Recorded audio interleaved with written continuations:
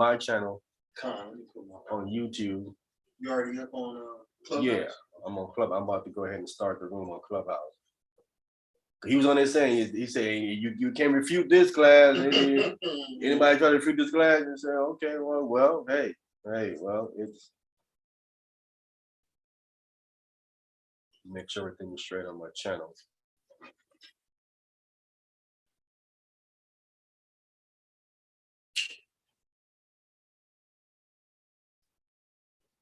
On YouTube. Yeah. We mute it right there. All right. So we up here. I gotta mute the thing. I hope. Hey, when you went on the Facebook, can you class on the Facebook?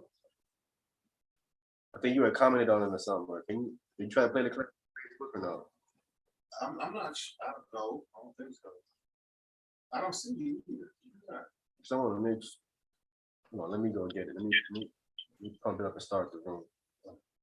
I didn't start the room yet. All right, let me start it. Where's the delay? Start the room.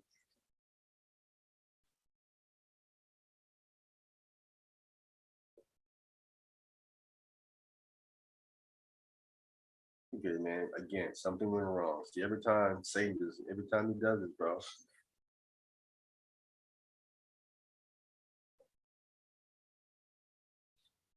I think it's on though. Yeah, it's on. I don't know if you see it. It's on now.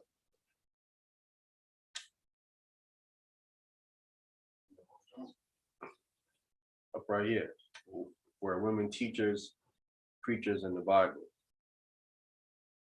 I'm not even on there. It should be showing me. Come on, you should be right here on this first clip, on the first page.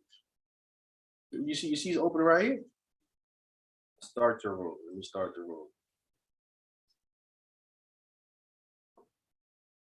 Gotta close it out again, bro. I'm out of here too, so. It's a Satan, bro. That's what you doing? So you don't see it where women should learn that all subjects in silence. He's saying. Do you see that? He's trying to say that's not Paul ain't saying that. What is he saying? Well, I'm gonna hear what he. Excuse me. I'm gonna hear what he's saying, and we're gonna figure it out. Let's do this. Let me close this out. Yeah, close that out. Close that out. All right, start this one. It's just gonna happen now. I got the notification.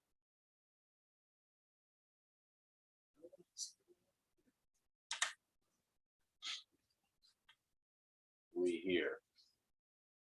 Yeah, this is on replay. He can go back and check it. All right. So we on the pagan date, December 4th, 2021. Okay, there you go. All right. I'm on mute already, right? Oh, I gotta mute my phone. Right? Okay. All right. So we got that. We're about to begin. Got to refute Josh and stuff he talking about. All right. Okay, we got the manual is on. Okay. All right.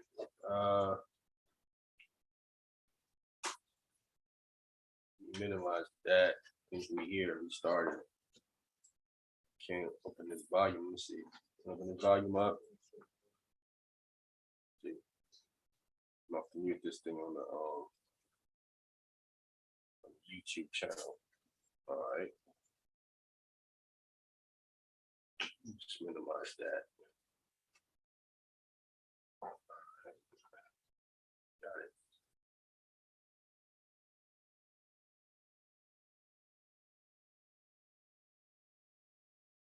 About to click the video right quick, and we're gonna see.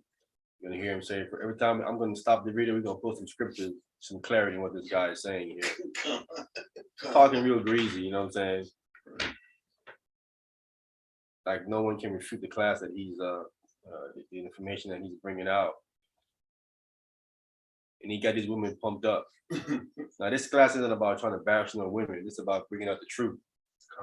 True. You misleading these women and giving them the the wrong understanding. I think it's moving slow, bro. I already ordered another computer, man. This thing is moving way too slow, bro. I hear something different. Because people like what? And they like the down. Who is this? I'm gonna share my screen so everybody can see it. This is a guy, Josh. I don't deal with him in the past before becoming a Hebrew Israelite disrespectful. I wasn't gonna address him because some people he ain't worth addressing, but they're disrespectful. You're kind of like, nah, I'm gonna have to address you because you're just a little bit too disrespectful with it. You know what I'm saying? You can disagree respectfully. It isn't a problem. We all ain't going to agree, right? But you can be respectful about it. You know what I'm saying? You ain't got to get disrespectful about your disagreement and attack. And that's why I addressed him. When I addressed him, he didn't like it.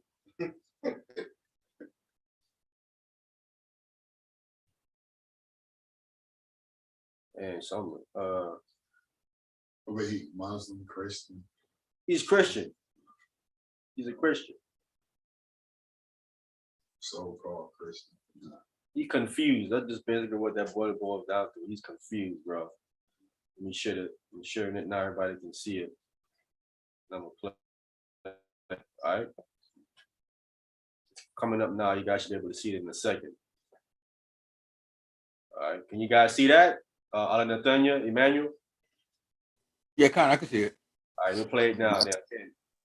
All right. I'm gonna go pause it every now and then. We're gonna pull some verses, man, so you can hear what he's saying out of his own mouth. This is about an hour long.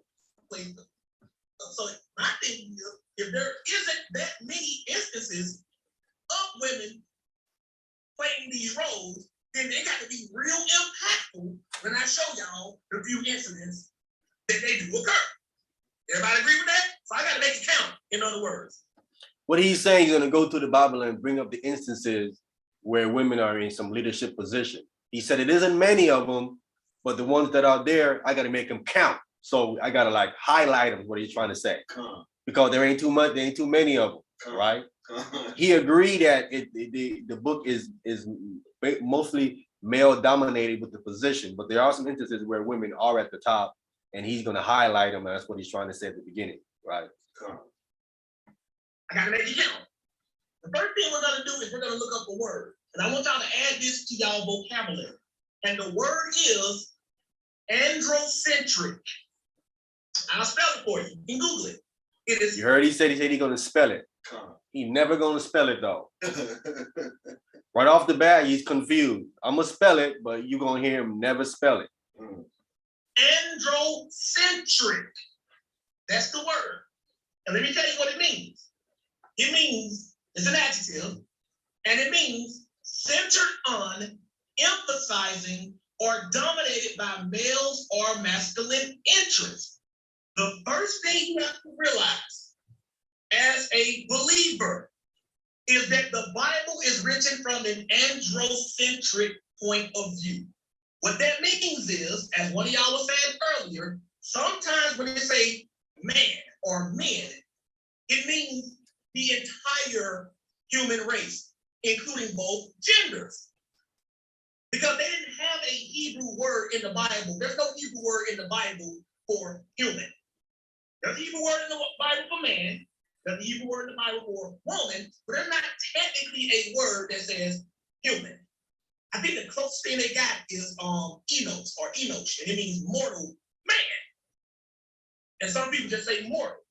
But in the Bible, it's written from an androcentric point of view. Why is it important for you to understand that androcentric does not mean pertaining only to men, but written as if it were? Why is it important for you to understand that? Because if you don't, you'll have idiotic people jumping up telling you that the 10 Commandments are only for men. Because if you read the 10 Commandments in the King James, it seems like it's only aimed at men. And I remember that fool Jabari tried to say that. So, did you know the 10 Commandments was just for men? Did you know that? Read the book. I did read the book. The 10 Commandments is not only for men. Thou shalt not murder only applied to men. So women can go out and murder. Don't commit adultery only applied to men. So women can commit adultery. That's because your Bible is written, the King James, the Hebrews, the ancient Hebrews, they wrote from an androcentric perspective. That basically means male encompassing but including the other gender. That's all it means. So don't let them throw you off when you read certain passages that the word man can just really be translated person or human. Don't let them get away with that. There are stuff that specifically mean just men. So what we're gonna do first, we're gonna get this started in Isaiah 63. Get with me, Kel. Isaiah 63. And what I'm about to show you in Isaiah 63 is something that you already know. See, what I like to do when I like to kill false doctrine, I like to show you something that you already know and believe. So when I come later on and show you the same thing, but apply to a woman, you can't run from it. That's why I like to do that. That's a strategy. Give them what they believe first. Confirm a belief you know they have. And then show them the same thing in the same context, but applying to a woman and watch how they squirm. Watch how they do it. We ain't gonna let them get away with it up here. It's like a carrot, a box, and a string, and stick. Exactly. So when they walk under it, What do you say? Just like a carrot. Isaiah 63, It's like a trap, waiting for the trap. You know the box with the little Yeah. stick, Yeah. and he goes for the carrot. Rabbit. He's trying to say he's setting them up. He's setting us up. I got to see it. Isaiah 63, 11 to 13. Go ahead and read 11 to 13 in Isaiah chapter 63. I got you. Isaiah 63, verse 11. Then he remembered the days of old, Moses and his people saying, where is he that brought them up out of the sea with the shepherd of his flock? Where was he that put his Holy Spirit within him? Now, this is the question that God was saying. Is that then he remembered the days of old, Moses and his people saying, where is he that brought them up out of the sea with the shepherd of his flock? Who was the shepherd that brought the children that God used to bring the children of Israel out of the sea, Kevin? Moses. And what is the shepherd? Is the shepherd a leader? Yes, sir. Okay, do we all agree on the stage, ladies, that Moses was the leader of ancient Israel that God used? All the ladies agree with that? I don't think nobody got a problem with that, right? We see that. I don't think they got a problem with it either. Okay, finish reading that. Verse 12. That led them by the right hand of Moses with his glorious arm, dividing the water before them to make himself an everlasting name. It said that led them, the children of Israel, by the right hand of Moses, meaning he made Moses the leader that he used to deliver the children of Israel from ancient Egypt. They don't disagree with that, right? Because it says it right there, they can read that. Okay, read verse 13. Verse 13. That led them through the deep and as a horse in the wilderness, that they should not stumble. Right now, I just read this to y'all so we can establish something. I like to read it, but I know all of y'all already know that, right? Hold on, let me pause it right quick. Because yeah, dude sound annoying.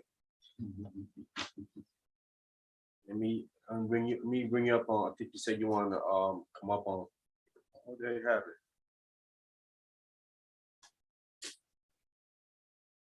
See what it did? What happened? Only you were in the room. I came back and it took me out the room, and you're the only one that's in the room. You know what I'm saying? Hey, here's what you do. I want to start it over again because we don't start the class already. Ping me in. See right here is this ping. You don't know me?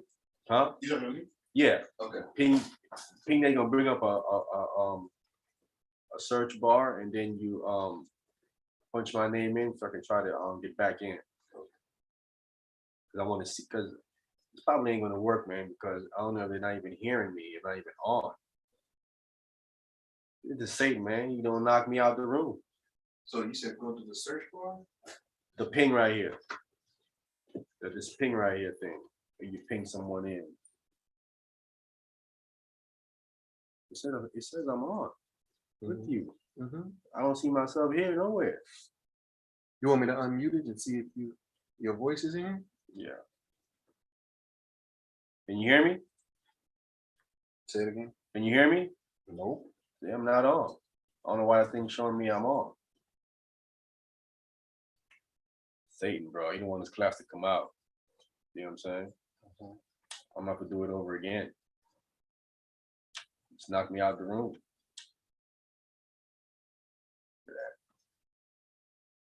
Did you see that just now? I'll still see you in there. Yeah, you still in there? It just knocked me out. I don't know how he knocked me No, out. I still see you in there. I see you in Isaac. Yeah, but I'm not in there. You can't see me. I'm not here. On the thing you came on, I'm not here though. Yeah, I see you too. That's why I came in there just to look at you in there too. It's showing that all four of us are in there. I mean, you and Donald.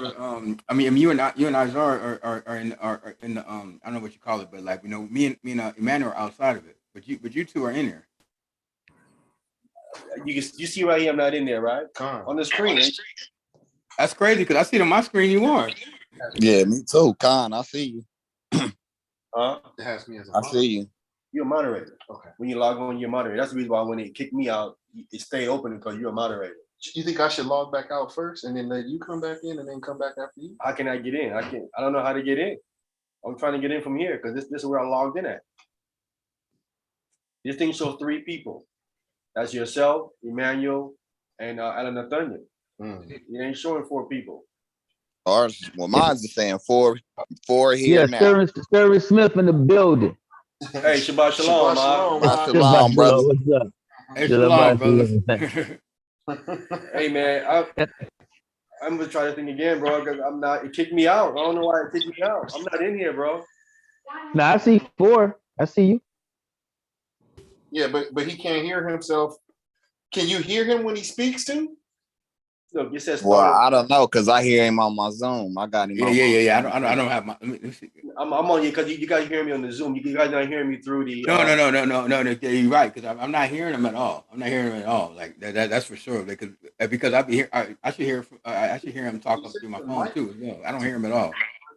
But I see him though. But I don't hear him. I can't unmute. I'm gonna go log out, Isaiah. Okay. I'm gonna close it and come back in because this thing kicked me out, bro. Satan, be busy, bro. I got to start it again real quick. She's gonna kick me out. Kick me out again. I'm gonna have to let it go because then he's gonna continue to kick me out. Okay. You know what I'm saying? He don't want me to refute this class. This guy's bringing it out. All right, this is I'm starting the room again. So, okay, here we go. Now I'm in there. Emmanuel is back in there already. I'm back on.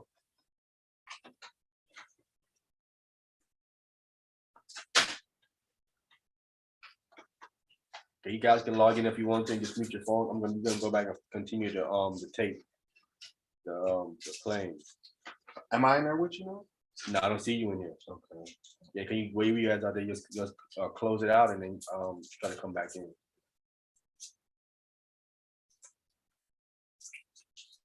Satan busy this morning, bro. He does not want this information to come out. He wants What y'all live with this guy or something? What you doing? Yeah, my bad. Get a mute your phone. All right. No, this guy Josh did a class how women can teach and preach in the Bible, and it were leaders and all that stuff. So I was just going over it, and then because he claiming that no one can refute the information and they're gonna be running. I'm like, well, let me refute it right quick. You can see nobody's running from the information because you're definitely incorrect. You know what I'm saying? Matter of fact, let me just leave it up, man. I'm just gonna leave it up. Just drag it out the way. We're gonna continue. I'm gonna continue to play the video of what he's saying now. We're going back to the Zoom. All right. Let's build on this a little bit more. Let's go to Psalms 105. All right, so he just went to Isaiah 63, and he read there where God made Moses the leader. That's basically what he's not even finna go. Now you're going to go into Psalms. Psalms 105. because we don't play games. We just gonna let the book speak. Right? This is Psalm 105, talking about the same incident.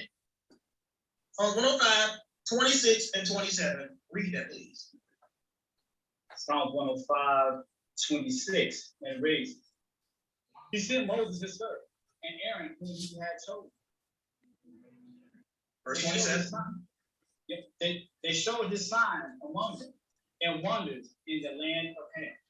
It says, he, God, the Lord, Yahweh, whatever name you want to use, right? Yahweh, he sent Moses, his servant, and Aaron, whom he had chosen. So if he sent Moses and Aaron to show signs among them, and you can read that Aaron was performing signs too, then that means that Aaron was also one of the leaders that led the children of Israel out of Egypt. Everybody agree with that? Makes sense. Everybody agree with that? He was one of the leaders, right? Because he chose them, before he sent them, right? Okay, skip down just a Video. Fruity out and stuff about ancient Don't Egypt. stop. Skip down and read verses 37 and 38. That's the video I'm playing, making that noise. It's gonna stop in a minute. Psalm 105.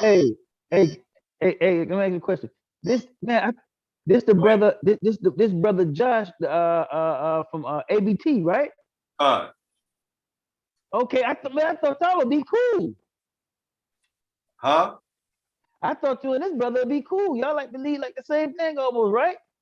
La. This the brother on the show y'all used to be on, that Gabar be on, the debate thing. The guy, go ahead. I don't mean to interrupt. Go ahead. Go ahead. No, he be debate talk for you. Yeah, he used to be on debate talk for you. He used to be on debate talk for you. They talking about how he's the top debater on debate talk for you, and I'm like, how are you the top debater on debate talk for you when debate talk for you don't do winners? How you determine you the winner when they don't do winners on there? And you ain't been on I there. couldn't even have no conversation with him, bro. He like one of them nagging women, like, bro, shut up. Bitch, shut up, bro. I don't nobody even want to hear you talk, bro. Shut up. I don't like, bro. It's his tone, and bro, he talking fast. You ain't lying. Bro, shut up. That is awful. Oh, dude, he disrespectful. I guarantee you. If But you're I like, thought I don't know. I thought y'all would be cool though. Man, this is wow. I thought that dude was like a good guy. Cause you know what? I talked to him because I'm in Tampa, right? And it's this guy. Cause you know I just really started getting the internet thing, but it's this guy that used to live around me named Chris, right? And he, being this guy Chris, he said he was a Hebrew, and it ain't too many Hebrews down here, right? So when I met him, I quickly found out this guy don't believe in the New Testament. So I'm like, this guy's like kind of crazy or whatever. And he introduced me to the guy Josh, and that's how I got onto the like knew about the debate talk for you thing. That's how I end up seeing that video with Amayan on that. But from what I know about the brother Josh, I had listened to him a couple of times. I ain't really hear him say nothing too crazy though. Like y'all had beef or something? yeah, you said a lot of stuff that's crazy. You said a lot. He Oh, lie a lot. man. He just be lying a lot. Oh man. Hey, that's crazy. Hey man, this guy, listen, I knew he was off when he started to say sisters and brothers. See, you catch little small nuanced things in people's verbiage if you have that ear to catch it. Oh, brothers and sisters. It's brothers and sisters, not sisters and brothers. And he always say it. And I'm like, yeah, there's something off about you. You Hey, what keep he say it's the brothers. That's what he said. Listen to him play. Go to Nah, this video. He does it all the time. Man, yo, Man, he sound like the sister, man. nah, Bro, y'all, listen I how he thought talk. that was Listen how he talk though, bro. He talk fast like a woman, bro. He talk like a sister. Yeah, he's That's what I'm saying, man. wow. I didn't know that was brother Josh. Man, I thought y'all brothers would be cool. You and that guy. That's brother off. I gotta be honest, I did not catch that. I'm like, sisters and brothers. He said, no, it's brothers and sisters. I'm like, oh man, I wouldn't have caught that. He put me to sleep. I would not have caught that. I'm just addressing it because he claiming no one can address this class that he put out because he's claiming he's standing up for women, but he's lying to these women. He's lying on the text. That does not say what he's saying. The text is saying. So I'm gonna pull it up because he. Well, let me fall back. Go ahead. I'm gonna fall back. I just realized when I heard his voice, I said that's my guy. I thought from the debate talk for you that I thought all y'all was cool on the thing. All right, we continue the lesson, his lesson. Also the silver and gold, and there was not one evil person among their tribes. So y'all was glad. finish that. Okay, Egypt was glad when they departed, for the fear of them fell upon them.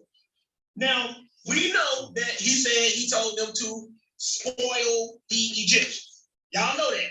He told them to spoil the Egyptians. So y'all know this is talking about the Exodus, right? And it says he chose, when they say he sent Moses and Aaron and he chose them, that means both of them were leaders of ancient Israel. Both of them, right? Now that we know all that, now watch this. I'm about to throw y'all a curveball. Let's go to Micah, the 6th chapter. Let's pause right there. We can remember just last week, was he not doing a show? We talked about it last Shabbat, where he says, Isaiah 29:10, remember, but line upon line, here a little, there a little. What is he doing right now? He's precepting. He going line upon line, here a little, there a little. That's exactly what he's doing. But yet last week he was saying, you don't do it like that. It's the same dude. This is the same dude that said you don't do that, but you hear him doing it right now. This is what he's doing. He going to Mike. This is how crazy this guy is. Man, this name is Bro Josh. He need to Google the definition of precept For real. and spell it. Listen, the guy gonna say in the video, a guy gonna come on and say in the video, I think I recorded it, yeah, we'll get some precepts. And he gonna try to correct the guy and say, well, it ain't technically precepts, it's a command. That's what you doing. Anyway. He don't know what it means. Obviously, clearly don't. There's a small book in the minor prophet section. Now watch this. See, they can accept that. First I showed you Moses. Then I showed you Moses and Aaron. And Aaron was definitely a leader in Israel. He was given the high priesthood. Y'all know that. Right? Aaron was given the high priesthood. Moses is the leader of the nation. Those two offices were taken. What's left? The prophets. Moses is a prophet. Right. Aaron is the high priest. The text also tell you that Moses was king in Israel at that time. Once the king and the priest position are taken, there is no other position at the top left. That is it. Watch what he say though. And when the high priest, they were leaders in Israel too, because they were the teachers, which we're gonna read. They were the teachers. That's in a small book after Jonah. We're gonna read something here.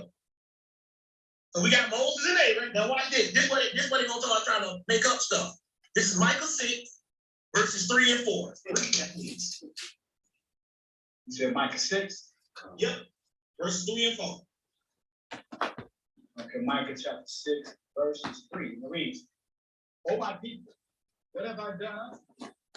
And wherein have I written? Testify this. For I brought thee up out of the land of Egypt. For I brought you up out of the land of Egypt. We talking about the same incident, right? Right?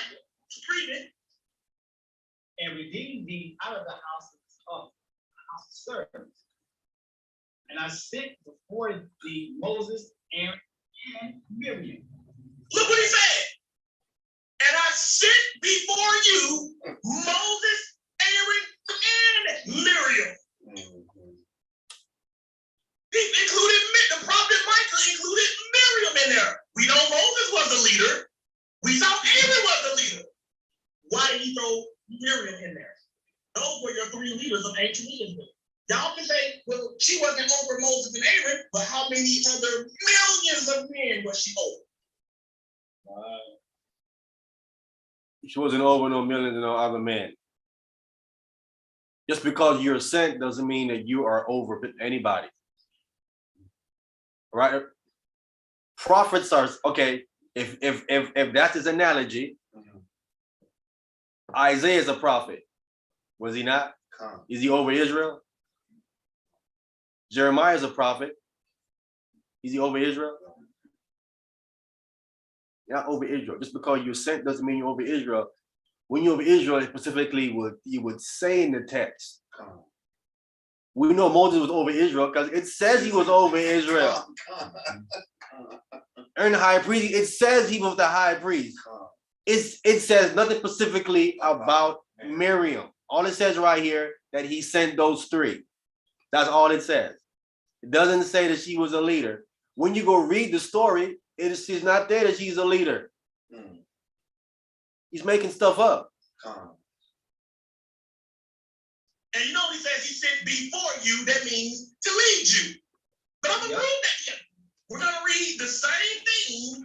Now again, see how he sees a line? Before you means leads you.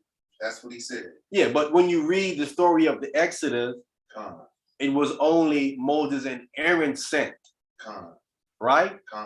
He went and he got, we read it last week through Joshua where he went and called Moses to come. Then he sent Aaron to go tell Moses, right? And then Aaron told him to send your wife back. Where was Miriam anywhere in that picture? Nowhere there. We read it just last week. She was not there in the picture.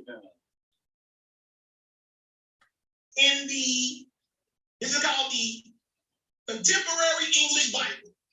Now, what he's doing is he's reading another translation of the text because the King James Version is not really doing it for him. So you got to get another translation to help him lie. You know what I'm saying? This is Micah 6:4. So y'all didn't, well, that's just what you're getting out of it, Josh. Okay, Micah 6:4 in the Common English Version Bible. Look what it says. I rescued you from Egypt, where you were slaves. I sent Moses, Aaron, and Miriam to be your leaders. See, the King James don't say that. You see what I'm saying? Now you get another translation to make him say, it says leaders. It doesn't say that. It doesn't say that with leaders. You want me to read what it says here? Con. Okay. This is Micah chapter 6, verse 4, right? Con. For I brought thee up out of the land of Egypt and redeemed thee out of the house of servants. And I sent before thee Moses, Aaron, and Miriam. Nothing about the leaders is in there. You go to another translation, which is adding stuff to the text. He's talking about the whole nation of Israel. He ain't doing that.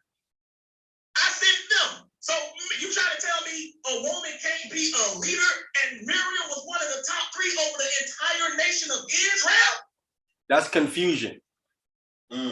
Is that confusion? That's confusion. If you have 3 leaders and they disagreeing, who you gonna listen to? You gotta go with the top 2. You gotta go with the number 1. Reduce. 3 leaders now, he's saying. Come on, stop it, bro. Process of elimination. No army has 3 leaders. It's confusion. Why? Because this guy might say, well, I want to go this way. He might say, well, I want to go that way. At the most, the other 2 can only be at his top advisors. That's it. That's it. They're not leaders. They can't be 3 leaders. Only 1 king. Only 1 can be the leader and the rest are underneath them. Simple. It ain't 3 leaders. And the Most High is not the author of confusion. That's confusion. Come on, man.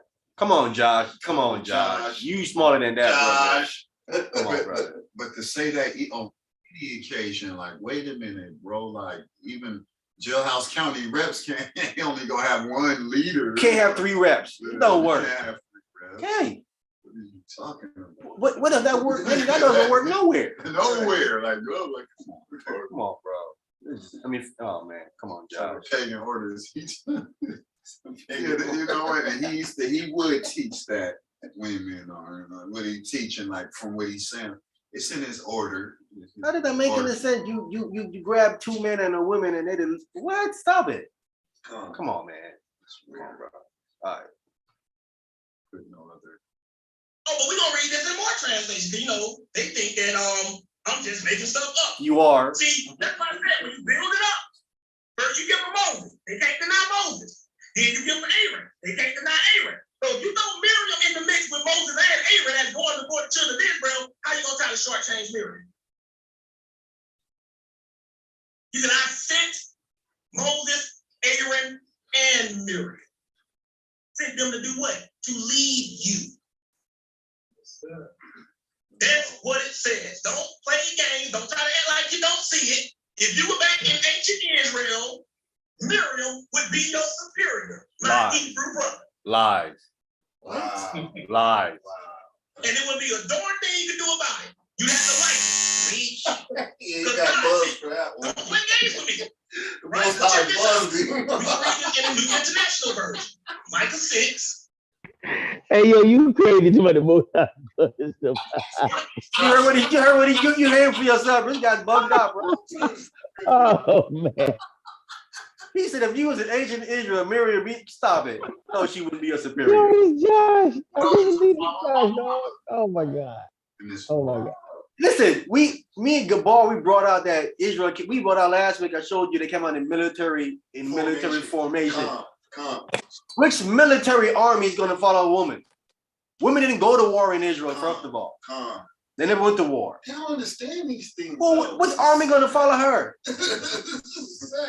Hitler's mama. And if she was a leader, where in the script, I haven't read not one scripture where the Most High came to Miriam and ordered her or ordained her to do anything. Brother, The further on, only thing I know it says about her that she led the women in praise and sung and danced. that's about it. That's about it. Not to go to war. Wow. And she got G-checked when she tried to go up against Moses. We're going to read that. That's what I'm trying to say. Hey, come. We don't want to Hey, read let me that make part. sure, I'm not going. Let me say, I don't know what this guy talking about, right? But let me say, like, what about Deborah? As far as that, wasn't Deborah like giving orders to No, Barak? we're gonna read. He gonna touch on that. You know he is. I'm going one by one, bro. He gonna touch on that. Knock that down. Let's get the Miriam thing. Let's get the Miriam thing that he doesn't want The Most High buzzed him. Oh man, y'all are to. crazy. He buzzed them for real. Wrong. Perfect noise for that. Numbers chapter 12. Let's get the Miriam thing that he doesn't want to read. Show you the problem that he doesn't want to read. When you have three leaders, he talking about some three leaders. You don't cut it out with this nonsense, bro. Whoa. Two was enough. Two was overboard. Like, Said whoa, three whoa. leaders. What's wrong with him, bro? What? Is that dude? Numbers chapter 12, talking at verse 1. He doesn't want to read what she did and what happened to her.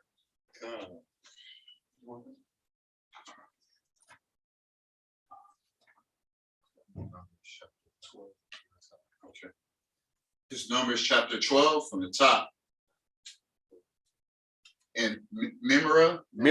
and Miriam and Aaron spake against Moses because of the Ethiopian woman who he had married, for he had married an Ethiopian woman.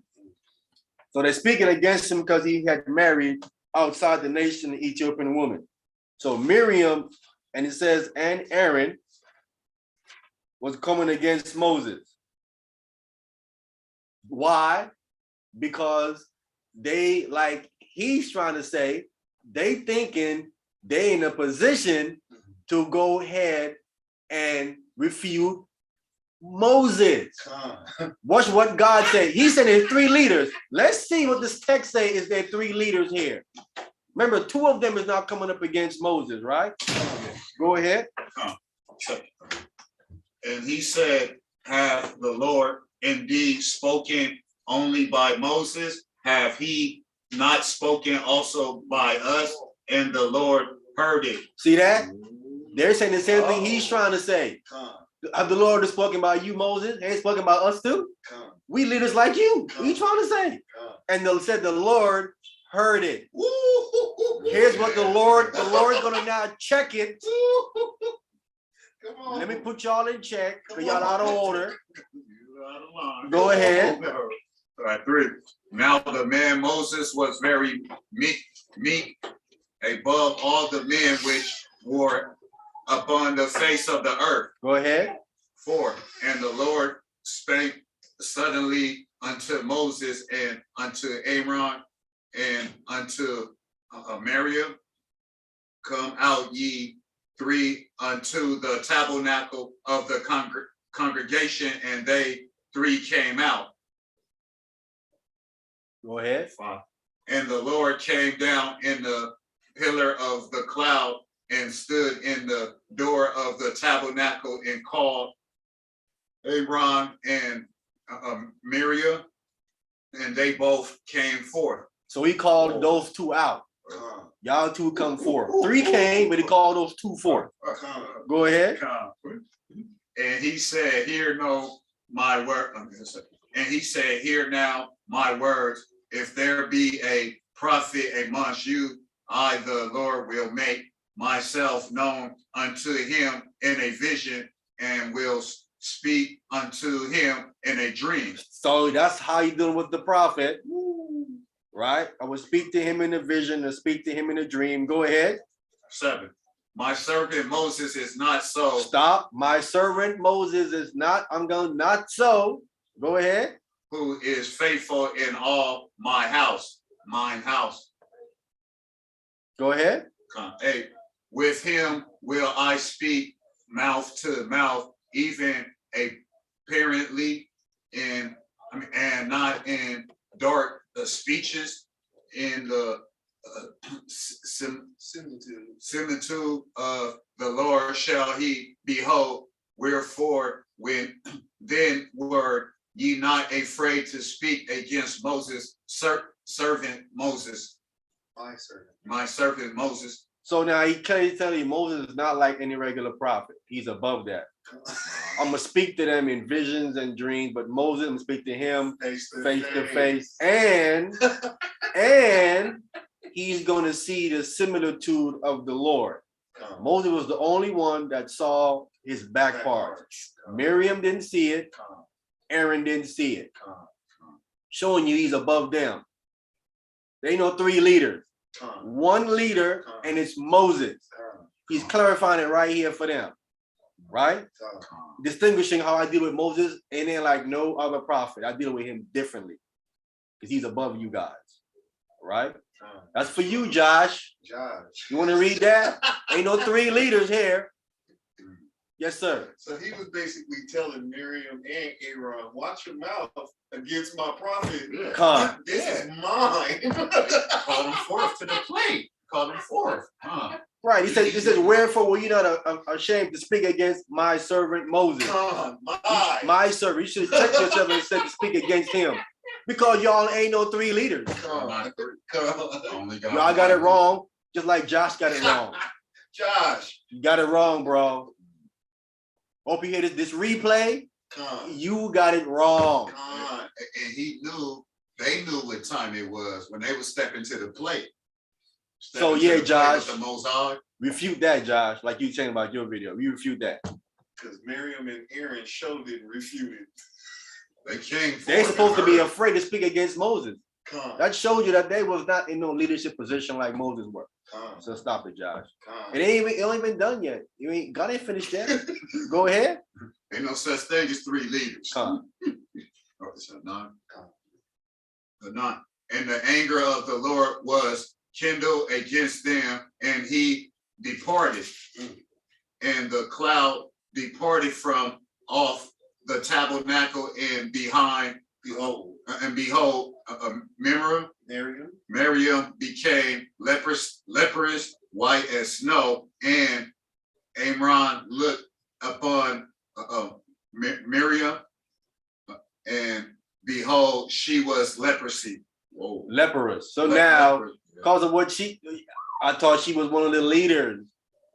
For what she said against the real leader, Josh. She lost her pigmentation. Con. She became leprous. That means she becomes what now? She's unclean. Unclean. She gotta She go. has to get quarantined. Con. How is the leader gonna get quarantined? Come on now. Yeah. Stop it, Josh. Ain't no leader. See? Hmm. She thought she was just like you think she was. Con.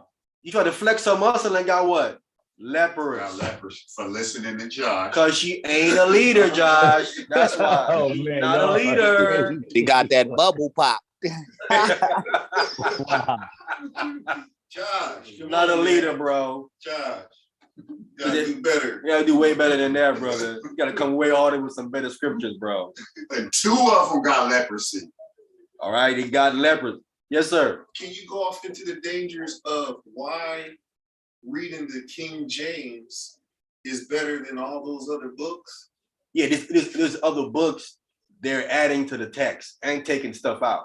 Because what they're saying is that you're so slow, you cannot read. The King James version is not an English that you can understand. You know what I'm saying? Because it uses words like ye and dust and thou. So they saying you can't catch those words right there. So we gotta dumb it down for you so you can get it. And then they change in the original text, making it say what they wanted to say. When it So in doesn't other say. words, they don't believe the Holy Spirit can teach you. Con, they don't. That's why you saw how he read 2 other versions. Con. And the other version is add on there as leaders. And it doesn't say that doesn't say they were leaders. Con. The other version he read said that. Con. For thinking they was leaders, they called lepers. For even speaking. Right. See, again, if he would have read Numbers chapter 12, he'd have been like, nah, she couldn't have been a leader because look what happened to her when she flexed on Moses. Con. She ain't a leader, but he's not going to read that. Con. All right, go ahead. He turned you a leprous. Leprosy. 11. And Amron said unto Moses, Alas. Alas. Did he do 10? Con, he did 10. And Amron said unto Moses, Alas, my Lord, I beseech thee, lie not the sin upon us, wherein he have done foolishly. Where we have done foolishly, and wherein we have sinned. We have done foolishly by trying to go ahead and check you. You're the real leader. We are not. We have done foolishly and we have sinned, trying to flex. That's what happened. Yes, sir. And another thing, when Moses stuck his hand in his bosom, it was white, but he stuck it back in there and it turned to his original color, which is black. And they must have quarantined, or they probably got kicked in the battlefield with the it's going to tell you. Leprosies. Yeah, it's going to tell you what this actually means. All right, go ahead. Come. Let her not be as one dead of whom the flesh is half consumed when he cometh out of his mother's womb. Right, so basically she lost the pigmentation. That's how Miriam looked. In that condition, you can't be a leader. Let's just start there. That's unclean. You're unclean. You know what I'm saying? Go ahead. 13. And Moses cried unto the Lord, saying, heal her now, O God, I beseech thee. Stop. Who had to go now and speak on their behalf for them? Moses. The real leader. The real leader. If he doesn't say nothing to God about them, what happens to her? She stays a leper. Josh. And I mean, you get kicked. The real leader to speak. They're not no leaders, bro. Moses cried unto the Lord, telling to heal her. And I beseech thee. Go ahead. 14. And the Lord said unto Moses, her father had put if her father. I'm sorry. 14. And the Lord said unto Moses, if her father had but spit in her face, should she not be ashamed 7 days? Let her be shut out from the camp 7 days. And after that, let her be received in again. So the Lord is saying, isn't it similar like when a father was to spit in her daughter's face, right? Mm. So what God did to her is similar to how a father would spit in his daughter's face, because why? He's insulted. She did something so embarrassing. Yeah. She did something that was embarrassing. She embarrassed herself. Mm. She was out of order, trying to flex. Mm. And that's what he's equating it to. Con. She got to be quarantined 7 days, right? Go ahead. Con 15. And Maria was shut out from the camp 7 days, and the people journeyed not till Marian was brought in again. So so again, Moses had to speak to her, and she was leprous for 7 days. That's not leadership, bro. A true leader knows their limitation. Con. I'm not the leader, Moses is. Right? Right. I understand who the leader is. That's true. I can't overstep my bounds. Con. True. Again, Josh, that's strike one on Miriam. Strike one on Miriam, bro. All right? You're gonna play the video again and go to the next one. You gonna strike out today, bro. And this is I only got an hour of it. The whole video is like 5 hours. I couldn't play all that nonsense right there. Look what it says. I brought you up out of Egypt and redeemed you from the land of slavery. I sent Moses to lead you. Also, Aaron and Miriam. They know what this stuff is saying. I got that out of Micah 6 and 4 for reading the King James. So what I did was turn to other translations to see if that's in fact what it said. Hold on. I don't know. Someone's at the door over here. Figure out who this is. Because Yabana just left out, right? He's out there too. It's probably the Packers though. You guys supposed to get the Jasher books. It might be that.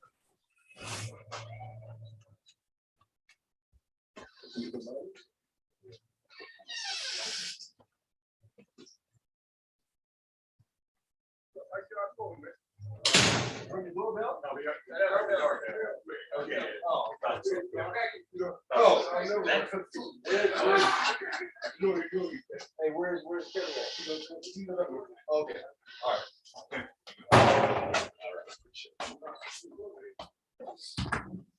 That's probably the stuff that came out of Nathaniel. Okay, good. Okay, good. That's probably left it outside so Yabana can grab it. Them guys are out there with him. Oh, okay. Yeah. All right, we can continue the video. Right? It said to lead them. Oh, I got to nail this in a little bit more. We're going to read 2 more. We're going to go to the Holman. This is the Holman Christian Standard Bible. Right? What? It says, indeed, I brought you up from the land of Egypt and redeemed you from that place of slavery. I sent Moses, Aaron, and Miriam ahead of you. If somebody is ahead of you, yeah, what's that make them? They are in front of you. They are leading you. And what do you call a person that leads? A leader. A leader. It's not hard, y'all. Sad. But they don't read stuff like this to you. Because they don't want y'all to think that a woman had that type of power in ancient Israel. And this is the formation of the nation of Israel. This is from the beginning. Right in the beginning. This is the start. This is the start. That's crazy. Israel is called a prophetess. That's crazy. That means you had 3 prophets. God told Moses, you're going to be a God to Pharaoh, and Aaron shall be your prophet. But God also said that Moses was a prophet. And we know that Aaron was a prophet because God told Moses that Aaron was going to be your prophet, and Miriam was a prophet. So you had 3 prophets leading ancient Israel, and one of them was a woman. So what are y'all talking about? Like women couldn't be leaders, like the brother said. From what was first established. This is the beginning.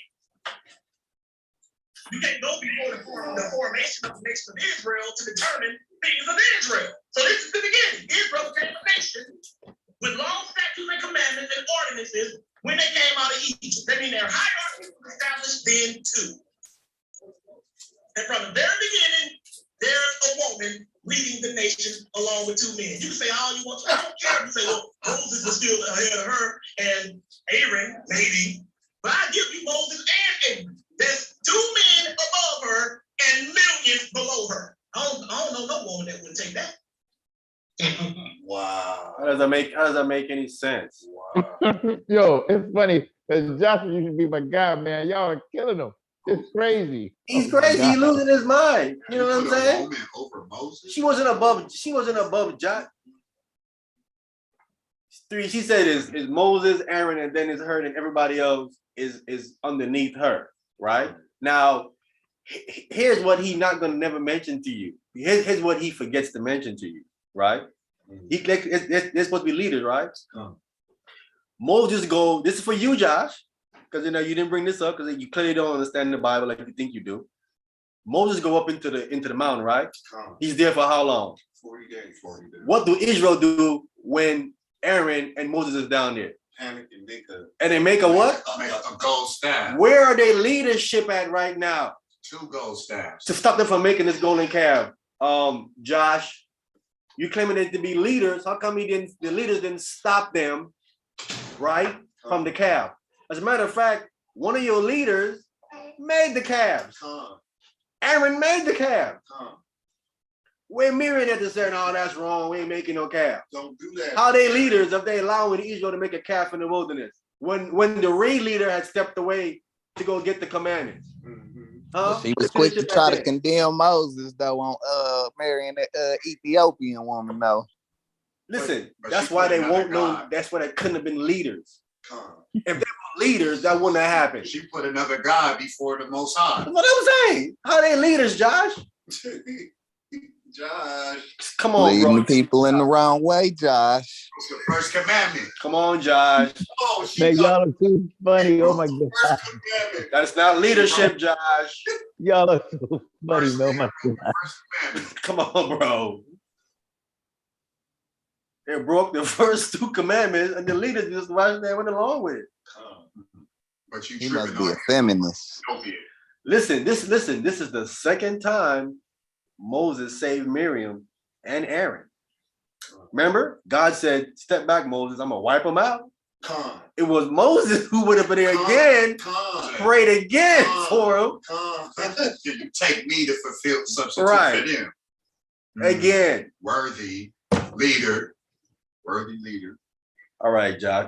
That's about 5 strikes on this Come guy. on. You know what I'm That's saying? like 50. Come on, brother. They not no leaders, bro. They was not leading, bro. The examples in the text show you when Israel was going off, it was Moses was the one that was stepping up, bro. It was Moses, man. Aaron built calves and she was leprous just a couple verses In Numbers, up. yeah. So- Yeah, right. Quarantine and all that.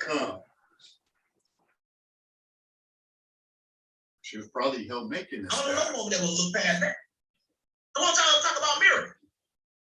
And the prophet Micah said that. So now you know more than the prophet Micah. He said that.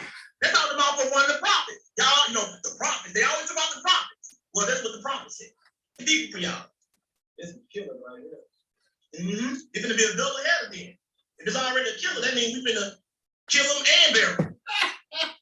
He talking smack to him? Oh man, on my yon, boy, where you shovel with? Ain't none of y'all today, no Hebrew Israelite today can ever say they had the power and rank that Miriam had.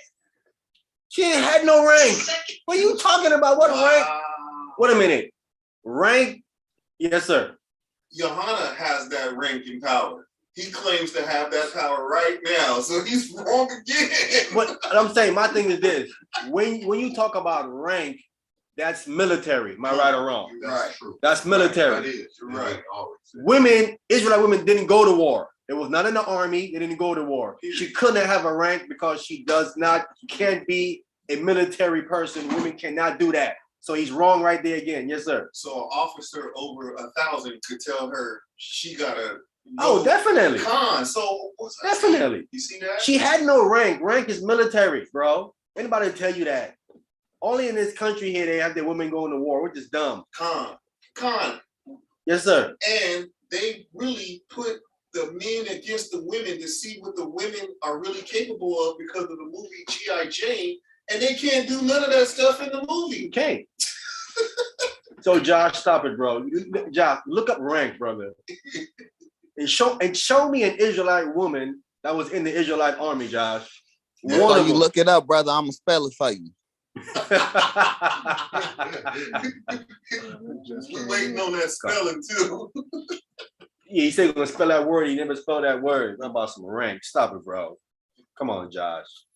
Come on, bro. She probably had rank when she went to the little leprosy section and with all the leprosies and probably had rank there. She ain't never had no rank, bro. Never. Leprosy. What do you think people are gonna think of her if she go get quarantined like that? They're gonna say, "Oh man, she did something way off. She out of order."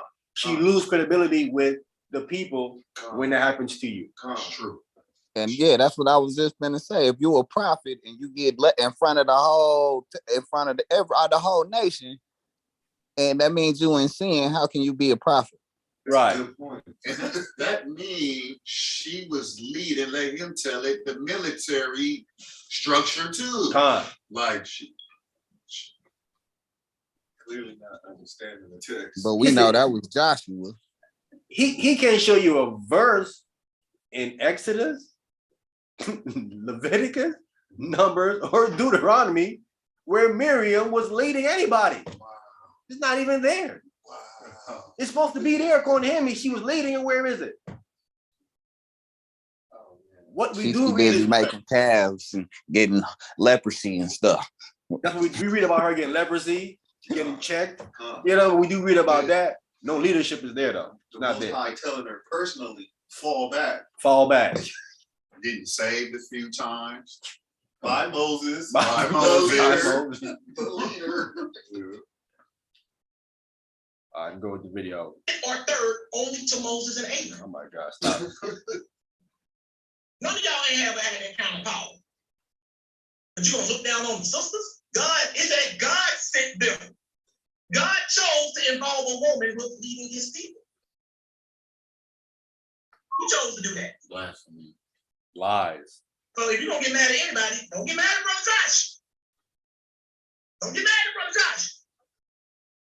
So you already know early on, if this was the case early on, then what is Paul talking about later? Something had to happen for Paul to say what he said. Because this is not the norm in ancient Israel for a woman to be stifled. Yes, it is. I wish some of y'all would have been back in the day. And y'all saw what happened to Miriam when she tried to usurp Moses' authority. God had to deal with her. See? Oh. Contradicted himself. Uh-oh. He contradicted himself right there. That don't fit. That don't go together. That don't go good together at and there was all. 3 leaders, right? Come. He just did it just now. He tried to usurp his authority. Come. Right then and there. We saw what happened to her. She got checked. Turn white. Come. We're in Hollywood on this side. He made an example out of her. Mm-hmm. But this is Judges chapter 4. Oh, well, that's what you read. Verses 1 to 5. All right, he about to go into Deborah now. Yeah, what's up, Prince of Positivity? We're gonna read this because he's gonna be lying a lot here. Let's go to Judges chapter 4 because he's gonna be lying a lot here. You know, he struck out with Miriam already. He did 3 strikes on him already with that one. You said Judges chapter 4? Come, about to strike out again. He about to strike out again here. He back on the pitcher's mound already? Put him out, coach. Put him out. You are loud and clear, sir.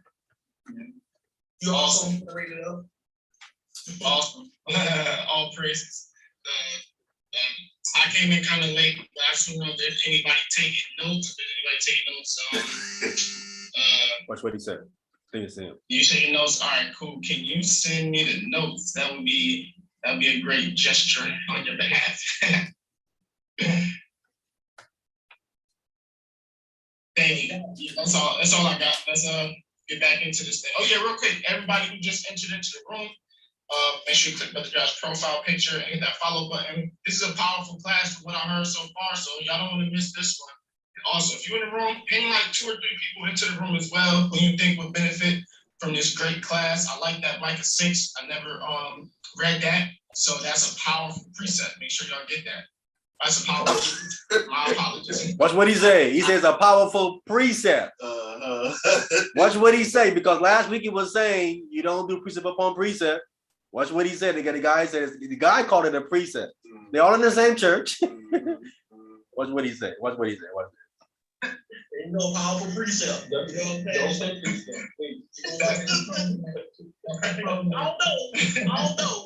Although it was technically a command that God commanded them to get children of Israel up out of Egypt. So technically it was a command, but the verse in itself is not a precept. You know? See? He said it's not a precept. Man, this guy's crazy, man.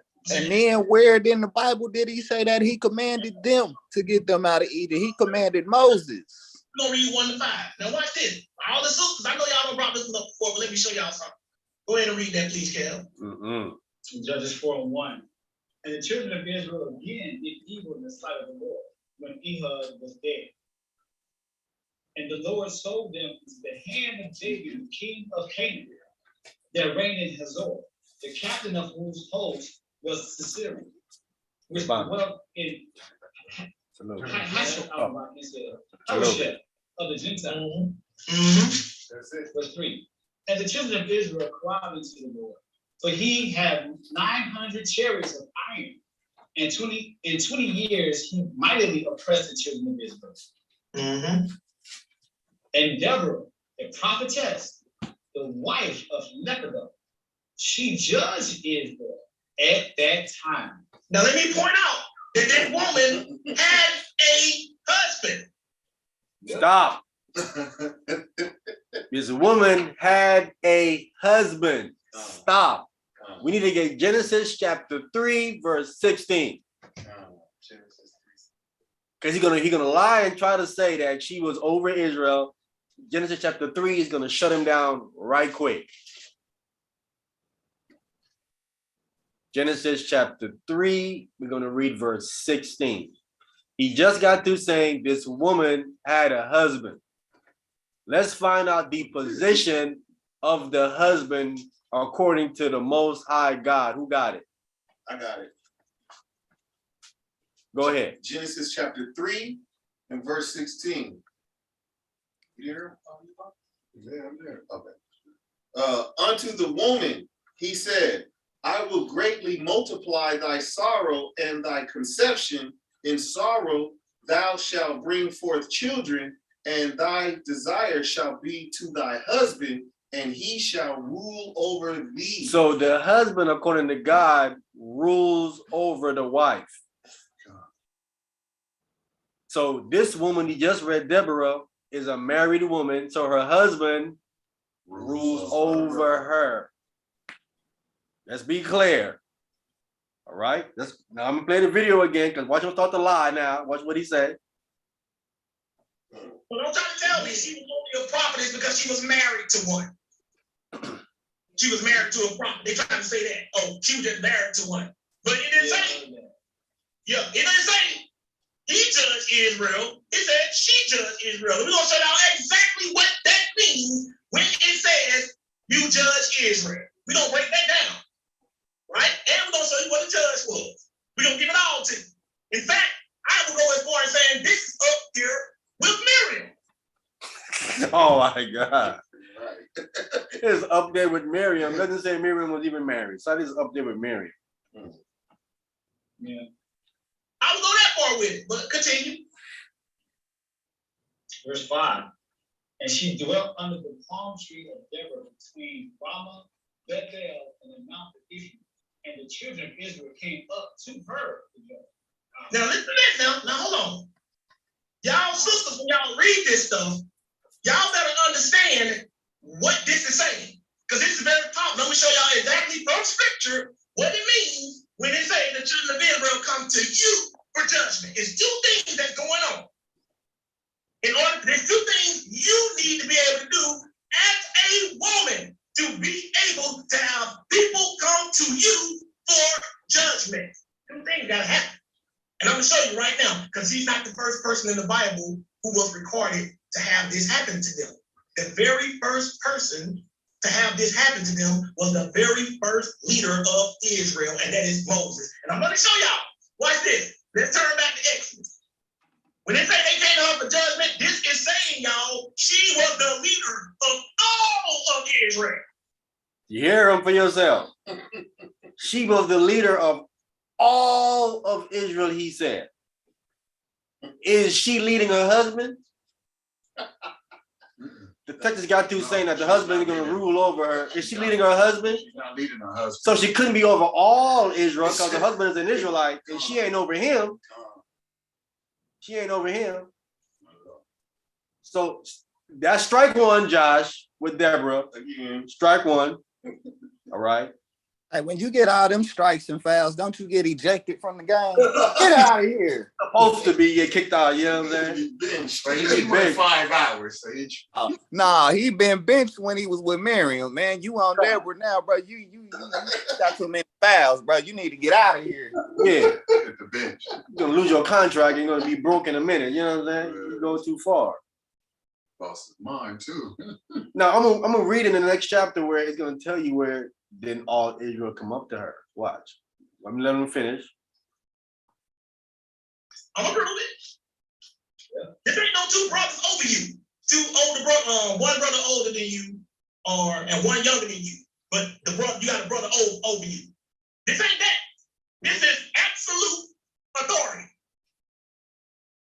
You know what I'm saying? Don't get mad at me. I'm gonna prove it to y'all.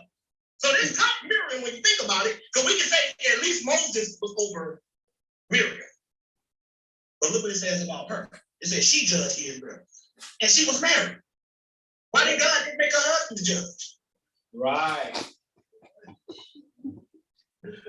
Hey, listen. Here's how you know this is a classic sign of someone that don't fully understand a topic when he's teaching it. He asks a whole lot of questions, but doesn't have answers to those questions. See what I'm saying? Why didn't God make a husband a judge?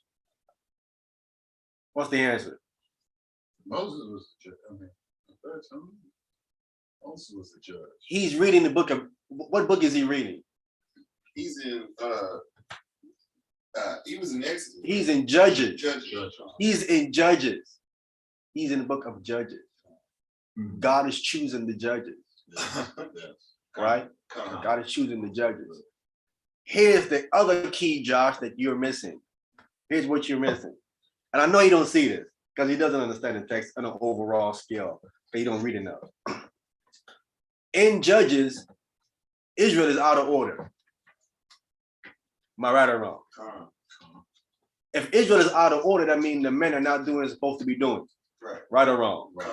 So that then what happens with that out of orderness, what happens? You see some women come up because the men are out of order. If the men are in order, what happens? The women are in order. The women gonna be in order under the men. They don't come to what he's trying to say right here happens.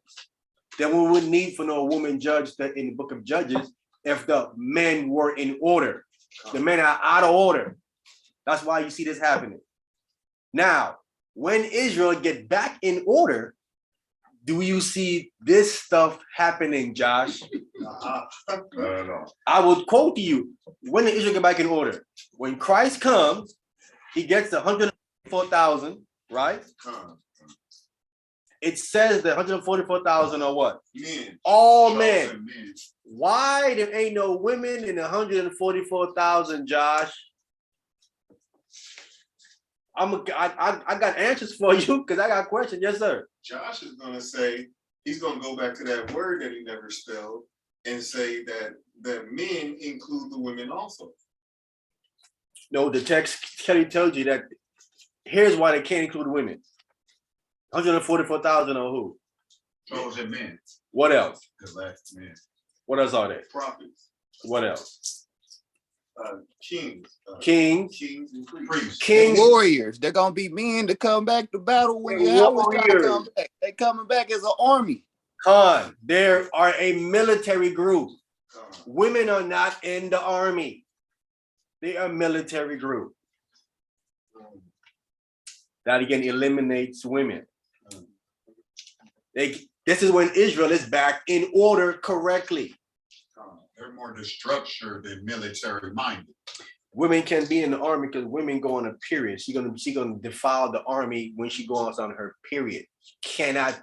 That's why they cannot be in these positions, because when she gets on her period, she has to go quarantine herself as long as she's on her period. So when she's on her period, how is she gonna be leading? She can't be leading. Anything she touches is gonna be defiled. Yeah, she touches dude's armor is going to be. It's gonna defile the whole army. The whole army gonna end up dead because God ain't gonna rule with you if you unclean. If she touch on the topic, it's gonna be defiled. Gonna clean her mind. She can't, right? Learn what Josh is talking about. No, this dude just He's losing it. He just wants some love from a woman. He lost it. I think he lost it. Losing it, bro. He just wants some love from a woman. That's all. He just wants woman love. Christ ain't pick no woman apostle. Where is it? Why did he pick 12 men? Why he didn't pick a woman? The Messiah. He must be looking at that Renaissance picture with all of them sitting. It must be what he right with two women in there. Yeah. That must be what he looking at. Leonardo da Vinci. You must be reading that. What's that thing called? That book called? The one. What's it called? What's the name of that book? What book is that? Da Vinci Code. Oh, yeah, Da Vinci Code. Mona Lisa Rice. What's it not Mona Lisa? What's her name? Ain't that her name? Mona Lisa. Yeah.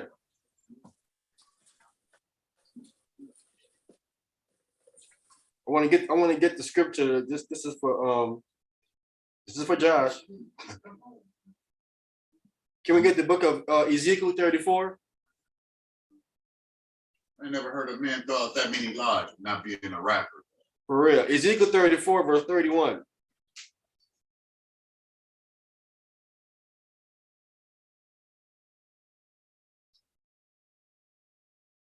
Ezekiel chapter 34, verse 31. This is for you, Josh.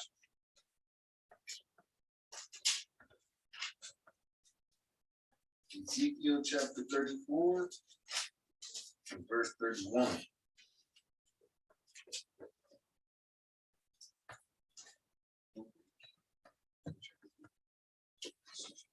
Ezekiel chapter 34 and verse 31.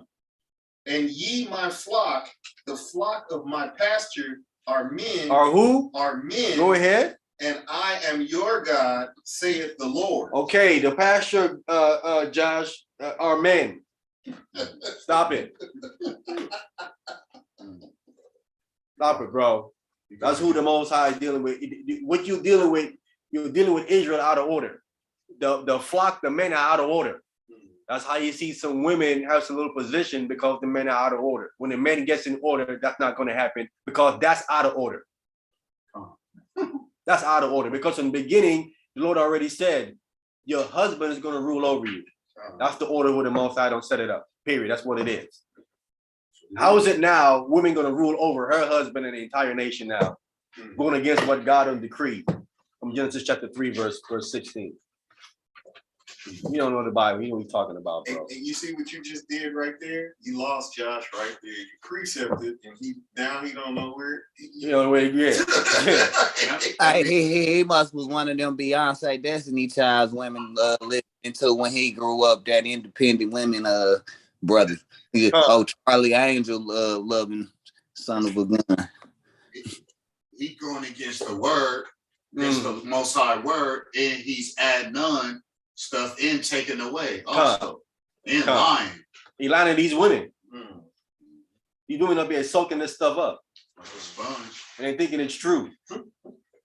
Gonna get themselves in trouble with the Most High in Christ. Because you know who's gonna check them.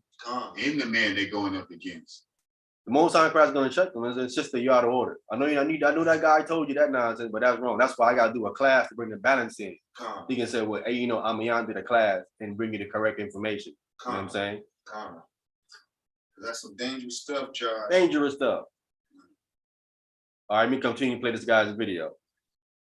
That's what I want to know. Why ain't he just make her husband a judge? Why did he make him a prophet? Stop.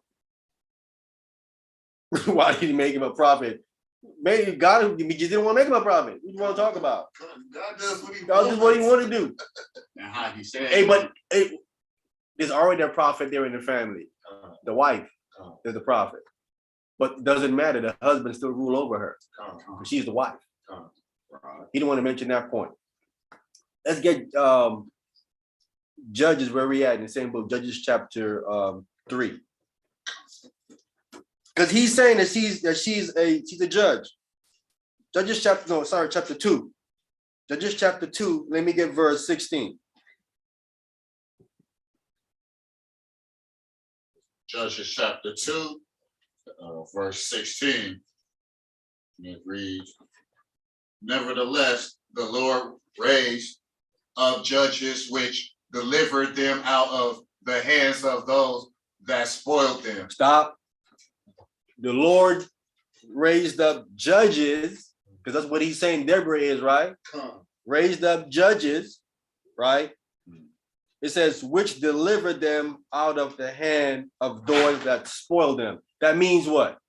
That means that the judge was an active member in the battle to deliver Israel.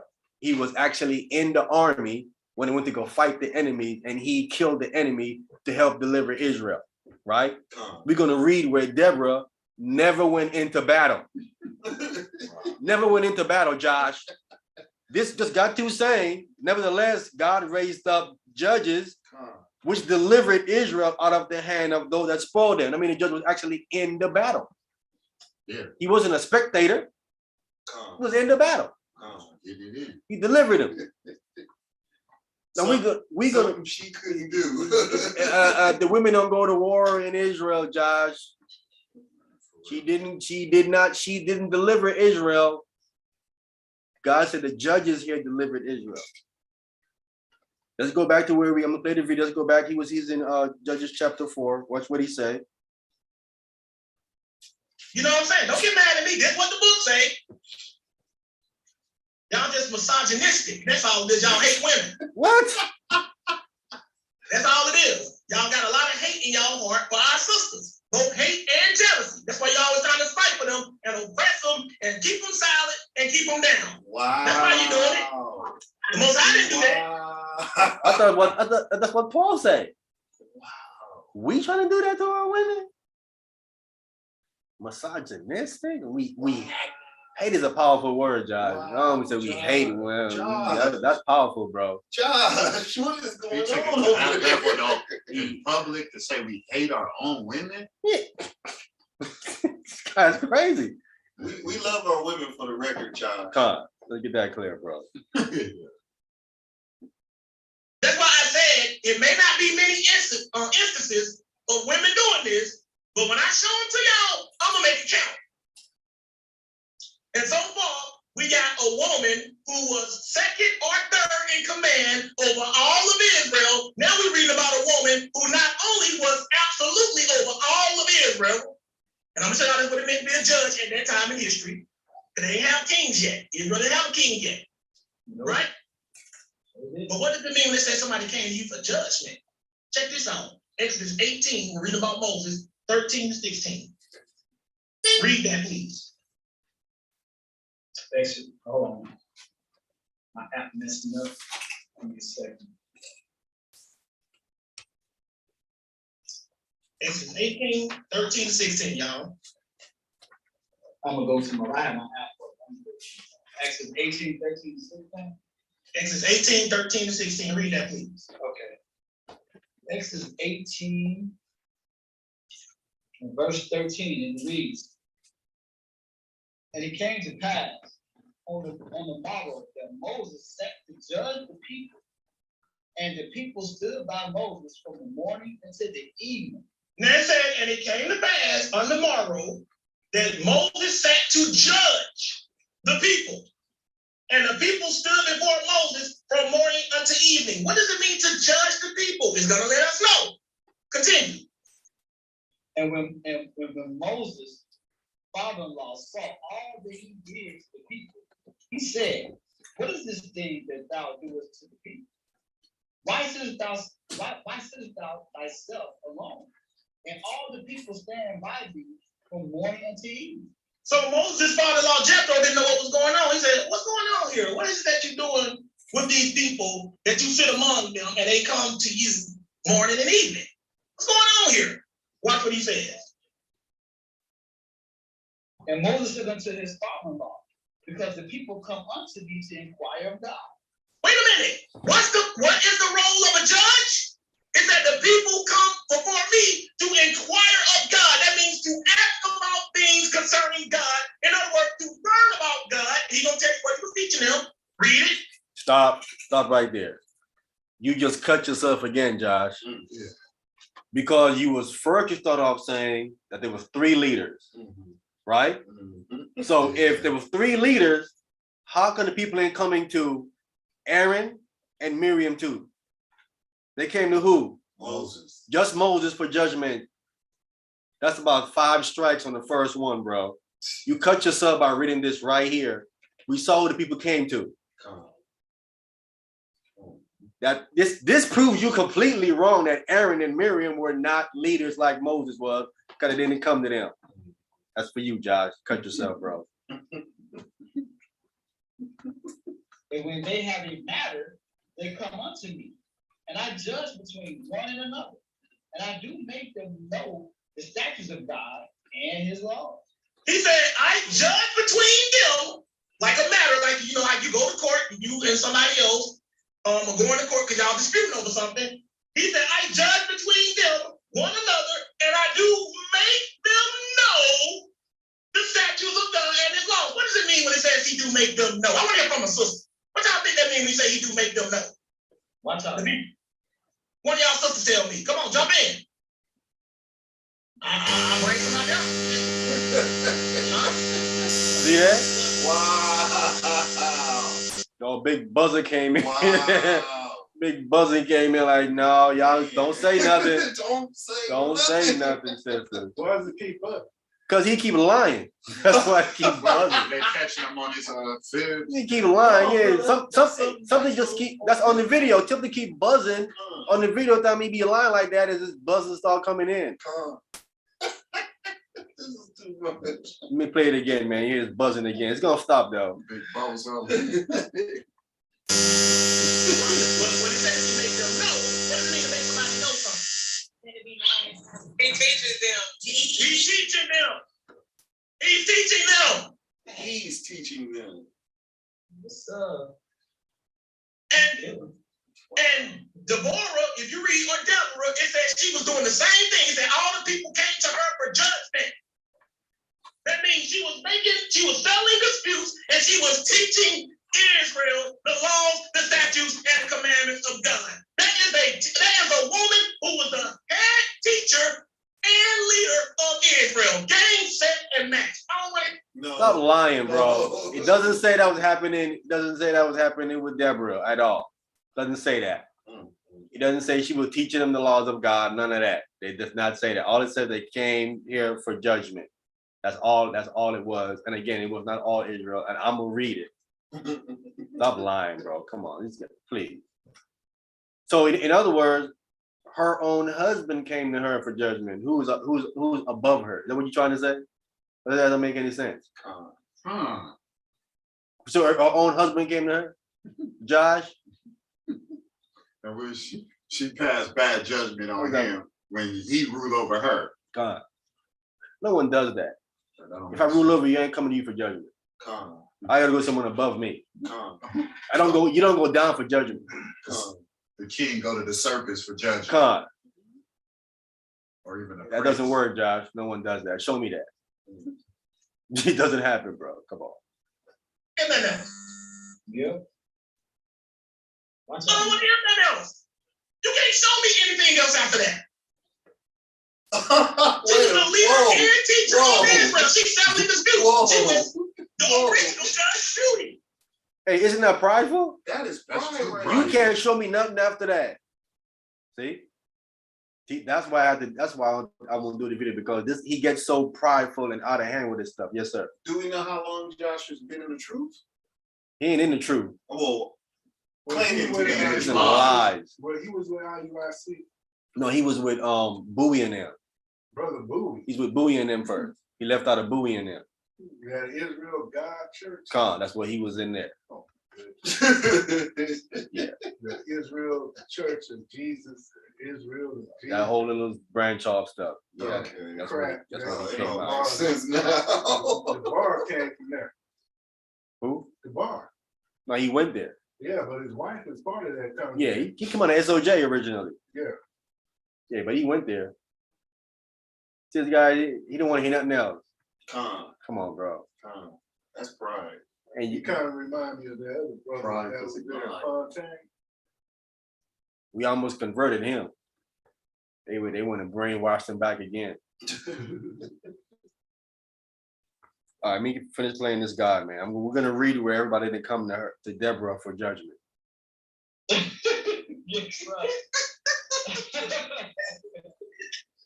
I was just about to say, Judge Judy, way back in the Y'all trying to act like y'all don't see that? This was literally Moses' job. She was doing Moses' job. They say no, they said all Israel came to her. Nope, it don't say all Israel came to her. Let's be clear. Can we read it? Because he was lying. Judges chapter 4, verse 4. The word all is not used there. Don't say all Israel came to her. When you read it in the 5th chapter, it's clearly going to tell you all Israel didn't come to her there again. Judges chapter 4, verse 4. What's that? Judges chapter 4, verse 4. That's the and Deborah, a prophetess, the wife of Lepidoth, she judged Israel at that time. Go ahead. And she dwelled under the palm tree of Deborah, between Ramah and Bethel and Mount Ephraim, and the children of Israel came up to her for judgment. Doesn't say all Israel came to her for judgment. Just says Israel. When you read the word Israel, clearly we know that, first of all, Paul said all Israel land of Israel. That's first of all. And we know when you hear Israel, and the kingdom was split, you have northern kingdom Israel, and then one southern kingdom, it was also called Israel too, in the southern kingdom.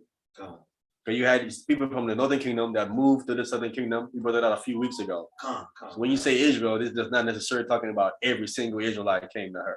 Doesn't make any sense, Josh. That's for you, Josh. I know you know this stuff. All right, let me play the video again.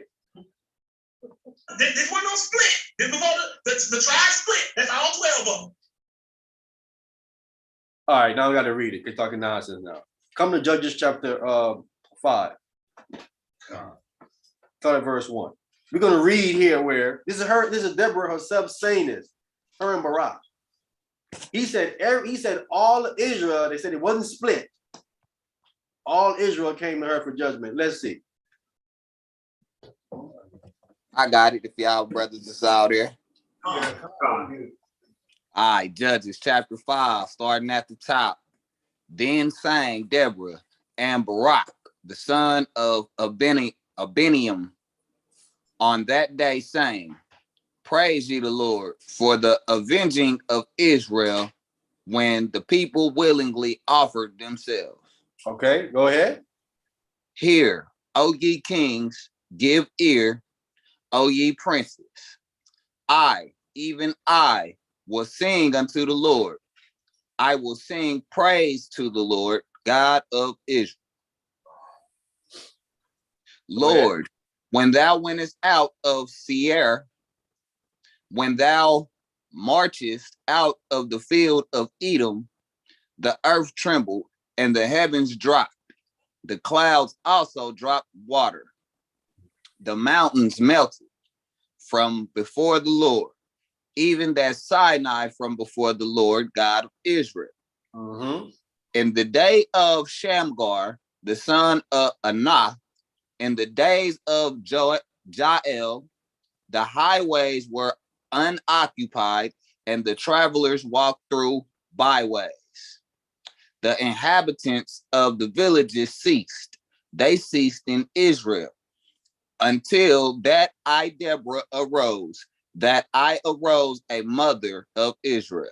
She said, out of her own mouth, she arose a mother in Israel. Okay? That's what she said. Go ahead. They chose new gods. Then was war in the gates. Was there a shield or spear seen among 40,000 of it in Israel? Nope. Go ahead. My heart is toward the governors of Israel that offered themselves willingly among the people. Bless ye the Lord. Speak ye that, Salakia, chapter 5, verse 10. Speak ye that ride on white asses, ye that sit in judgment and walk by the way, that they are delivered from the noise of the archers in the places of the drawing waters. There shall they rehearse the righteous acts of the Lord, even the righteous acts towards the inhabitants of his villages in Israel. Then shall the people of the Lord go down to the gates. All right. Awake, awake, awake, Deborah. Awake, awake, utter a song. Arise, Barak, and lead thy captivity captive, thou son of Obiniam. Chapter verse 13. Then he made him that remaineth have dominion over the nobles among the people. The Lord made me have dominion over the mighty. Out of Ephraim was there a root of them against Amalek. Mm-hmm. After thee, Benjamin, among thy people, out of Machir, came down governors, and out of Zebulun, they that handled the pen of the writer. Scribes, go ahead. And the princes of Issachar were with Deborah, even Issachar, and also Barak. He was sent on foot into the valley. For the divisions of Reuben, there were great thoughts of heart. So we see Issachar was with her, right? Barak was with her. That's who was with her, it says here. And for the divisions of Reuben. All right, go ahead. 16. Why Obadis? Is that's that word? Obadis?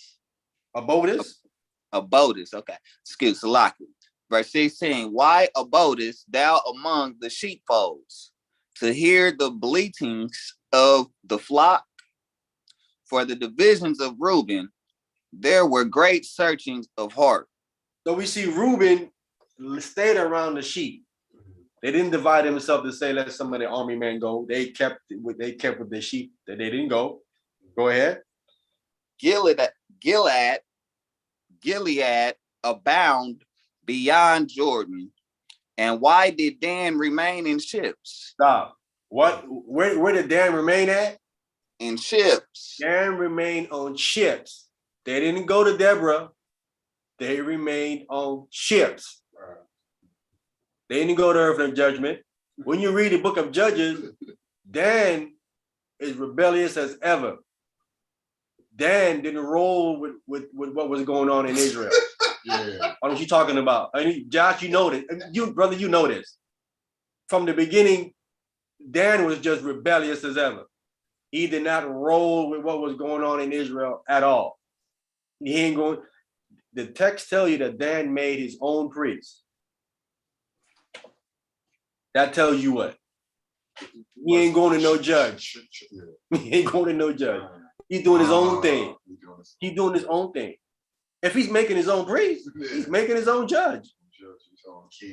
So why would he go to Deborah? He ain't go to Deborah. He ain't go to Deborah. Josh, you know this stuff, bro. Come on, stop it, bro. You know this. Dan didn't go to Deborah. The text tell you how Dan's going to be a snake in the way. He ain't going to do none of that. So he remained on ships. Go ahead. Asher continued on the seashore. and abide in the breach, in his breaches. Asher's abode by the seashore. They didn't go to her. What are you talking about? There's more. We got Dan and Asher didn't go to her. Go ahead. 18. Zebulon and Naphtali were a people that jeopardized their lives unto the death in the high places of the field. These were the only people, Naphtali and Zebulon, they were the one that came down to fight. That was it. I'm gonna read it, Josh. You know I'm gonna read it. These are the only ones that came down to fight in that battle to deliver Israel with Barak. Just these two tribes here. There was no other tribes there in the battle. Right? I'm gonna read it in the previous chapter so we can be clear. All right, go ahead. 19. The kings came and fought. Then fought the kings of Canaan in Taanach by the waters of Megiddo. They took no gain of money. Okay. They fought from heaven. Oh, excuse me, Salak. Go ahead, brother. Okay. Are you can continue? Yeah, go ahead. Verse 20. They fought from heaven. The stars in their courses fought against Sisera. So we see that, yeah, they fought from where? The heaven. Stars. The stars in their courses fought against Sisera. So who the stars? The angels? The angel. We see who was there fighting the battle with him. Yes, sir. So that's the celestial No, these were the angels from heaven. angels from heaven, but they had that still known as celestials. We have you fallen angels are up there. Fallen angels will fight. They were up. They was up in there. They up in the celestial. So that kind of brings me back to that movie called The Immortals, Mm-hmm. where the Titans were fighting the gods up there. That's The Greek god. Greek gods. That's what's going on. Yeah. Yes, sir. What movie is that? Immortals. They just came out of last month, I think. That came out long. Yeah, it was about a month and a half ago, like right before Thanksgiving or something like that. Right after October. Eternal. Now the Immortals was that one that came out a long time What about the Immortal? Yeah, the Immortals. Okay. With I haven't seen that one. dude that plays Superman. He played the guy. He played this dude named Theseus. You know, the guy that plays Superman in the Justice League. That was him. He was playing the guy named Theseus, and he died and became an immortal. And went up to where Mount Olympus. Mount Olympus or something like that. Yeah, that's all that Greek. That's that Greek mythology stuff. Yeah, that's kind of like Greek mythology is like rooted in like a long forgotten truth that's been mixed up and corrupted in that stuff. You know what I'm saying? Hey, excuse me, brothers, but where are we reading from? Judges chapter 5, we just finished verse 20. Okay, thanks, brother. Okay, Started from the top, Nathaniel. We started from the top. I want to jump down because we can just get to the point here. We already saw that Dan and Asher didn't go to her. We know. I know you can't argue Dan. I know you're not going to argue Dan because we know that Dan did not go to her. We know you're going to argue that point. We know Dan history. You don't move like that. I got a question. Yes, sir. Who is Sisera?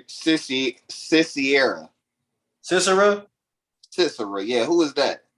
Sisera is the one that oppressed, that was oppressing us. Okay. It was oppressing us, right? Gone. And he's the one. They read it. I want to hold where we are right quick. Jump back to chapter 4, and let's get verse 1 and 2 right quick. Judges chapter 4, verse 1 and 2. I'll take this one. All right. So, Judges chapter 4 from the top. And the children of Israel again did evil in the sight of the Lord, even when Ehud was dead. Ehud was the last judge. So when he died, Israel started to go back and start doing evilness again. All right, go ahead. 2. And the Lord sold them unto the hands of Jabin, king of Canaan, that reigneth in Hazor, the captain of whose host was Sisera, which dwelt in Harosa of the Gentiles. So Sisera is the general in the Canaanite army. Captain. Okay. So once you kill him, you basically can keep wiping out the army. They have no power. Right. So we saw in verse 20 that they far from heaven, the stars in their courses fought against Sisera, the captain of the army. Con. Okay, bet. I get it now. Okay, con. Jump down to verse 24. Con. Judges 5, verse 24. Blessed above women shall Jael, the wife of Heber, the Kenite, be. Blessed shall she be above women in the tent. He asked water, and she gave him milk. She brought forth butter in the lordly dish. She put her hand in the nail, and her right hand in the workman's hammer. And with the hammer she smote Sisera. She smote off his head when she had pierced and stricken through his temples. 27. At her feet he bowed, he fell, he laid down. At her feet he bowed, he fell. Where he bowed, there he fell down dead. Stop right there. So who actually killed Sisera? A woman. Wasn't Deborah? I know it's Jael. Jael. Yeah, Jael. Jael killed Sisera. Heber. Yeah. So it wasn't even Deborah. She wasn't a judge, but yet this is the woman that actually killed the captain of the host. Who are the Kenites? The Kenites is another tribe that was associated with Moses's father-in-law, Jethro. Khan, Ethiopian, basically. Kind of Cushite, kind of Cushite. Same thing. Yeah. So we see who actually killed the men that they went to war against, Sisera. It was Jael. It was not even Deborah. And because he fled from the army and he ran into her tent, and he thought he was safe, but she took a peg and she nailed it in his temples from one side to the other side while he was asleep. While he laying out, she stabbed. Ooh, that's a terrible way. Whoa. God, she ain't no joke, bro. So she stoned him. Yeah, that's like taking a bullet to the head, boy. A big nail in his temple all the way through while he's laying down. And that's probably worse than a bullet to the head, because he probably had to feel some of that, boy. I bet his body was just shaking. And Yes, And that's what they do too. The Roman and the Greek army, they do that when they soldiers are wounded real bad and they close to death. And they tell the captain or something, I can't go on, so you might as well just take me out. Dude, just take that spike and that hammer and go right in his head with it, because they in pain, so they don't want to feel it no more. They want to just I can't go on no more. You might as well just, put me out of my misery. take me out, yeah, go on, take me out. Yeah. At least he was asleep. In pain, huh? I'm like, nah, I'm going back home. Oops, I messed up. Let me get this hammer on your skull again. That's crazy. No, I'm going back home. You know what I'm saying? Go get healed to the doctor. You're gonna kill me. Patch me up. What kind of nonsense is that? Yeah. Okay, give me some of them pain meds and let me see if I can. Woo-wee, yeah, you sure right. I ain't dying like that. Oh, not like that. Not like that. No. A peg through your temple? Oh heck no, no. You better not chop my head off or something. They'd be quick and fast. You know, that nail just bang through your skull, bang. Oh no, sir. And once the tip go through, man, you can't move no more.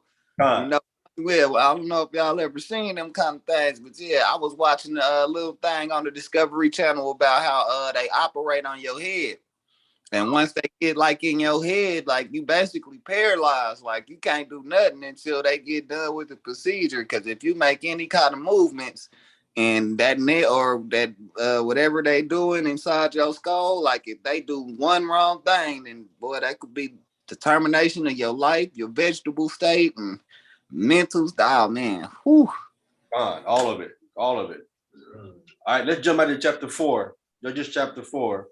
I want to show you that she didn't go into the army. It's going to read like she went down with him, but she actually didn't go into the battle because we already know who actually killed the captain. It was Jael. It wasn't her. Get that out the way. Judges chapter 4. And let's start at verse 8. Judges chapter 4, and start at verse 8. Judges chapter 4, verse 8. And Barak said unto her, if thou wilt go with me, then I will go. But if thou wilt not go with me, then I will not go. Okay, so Barak wants Deborah to go with him down. All right, go ahead. Verse 9. And she said, I will surely go with thee, notwithstanding the journey that thou takest shall not be for thine honor, for the Lord shall sell Sisera into the hand of a woman. We just read who that woman is, right? Jael. God's going to sell her into the hand of a woman, and not Barak is not going to kill Sisera, but a woman going to kill her. Again, it's not Deborah. Josh, go ahead. And Deborah arose and went with Barak to Kiddush. And Barak called Zebulun and Naphtali to Kiddush, and he went up with 10,000 men at his feet, and Deborah went up with him. So we see clearly here who he called. He called Zebulun and Naphtali. That's who went down to the wall. Where are the other Israelites at? How come he didn't call everybody else? See, everybody didn't go up to Deborah for the judgment. He only called Zebulun and Naphtali. Go ahead. Verse 11. Now Herbert the Kenite, which was of the children of Hobab, the father-in-law of Moses, had severed himself from the Kenites and pitched his tent unto the plains of Zainaim, which is by Kiddush. And they shewed Sisera that Barak, the son of Abinoam, was gone up to Mount Tabor. And Sisera gathered together all his chariots, even 900 chariots of iron, and all the people that were with him from Harosheth to the Gentiles unto the river of Kishon. Go ahead. Verse 14. And Deborah said unto Barak, up for this is the day in which the Lord hath delivered Sisera into the hands. Is not the Lord gone out before thee? So Barak went down from Mount Tabor, and 10,000 men after him. 10,000 men of Naphtali and Zebulun. Go ahead. Verse 15. And the Lord comforted Sisera and all his chariots and all his hosts with the edge of the sword before Barak, so that Sisera lightened down off his chariot and fled away on his feet. Verse 16. But Barak pursued after the chariot and after the host unto Harosheth of the Gentiles, and all the host of Sisera fell upon the edge of the sword, and there was not a man left. Go ahead. Verse 17.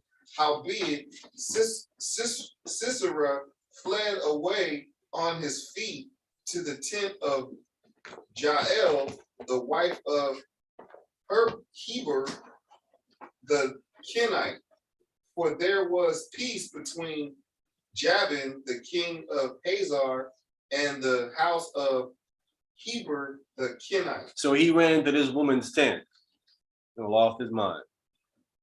Go ahead. Verse 18. And Jael went out to meet Sisera and said unto him, Turn in, my lord, turn in to me, fear not. So there was peace between her and the Canaanites, right?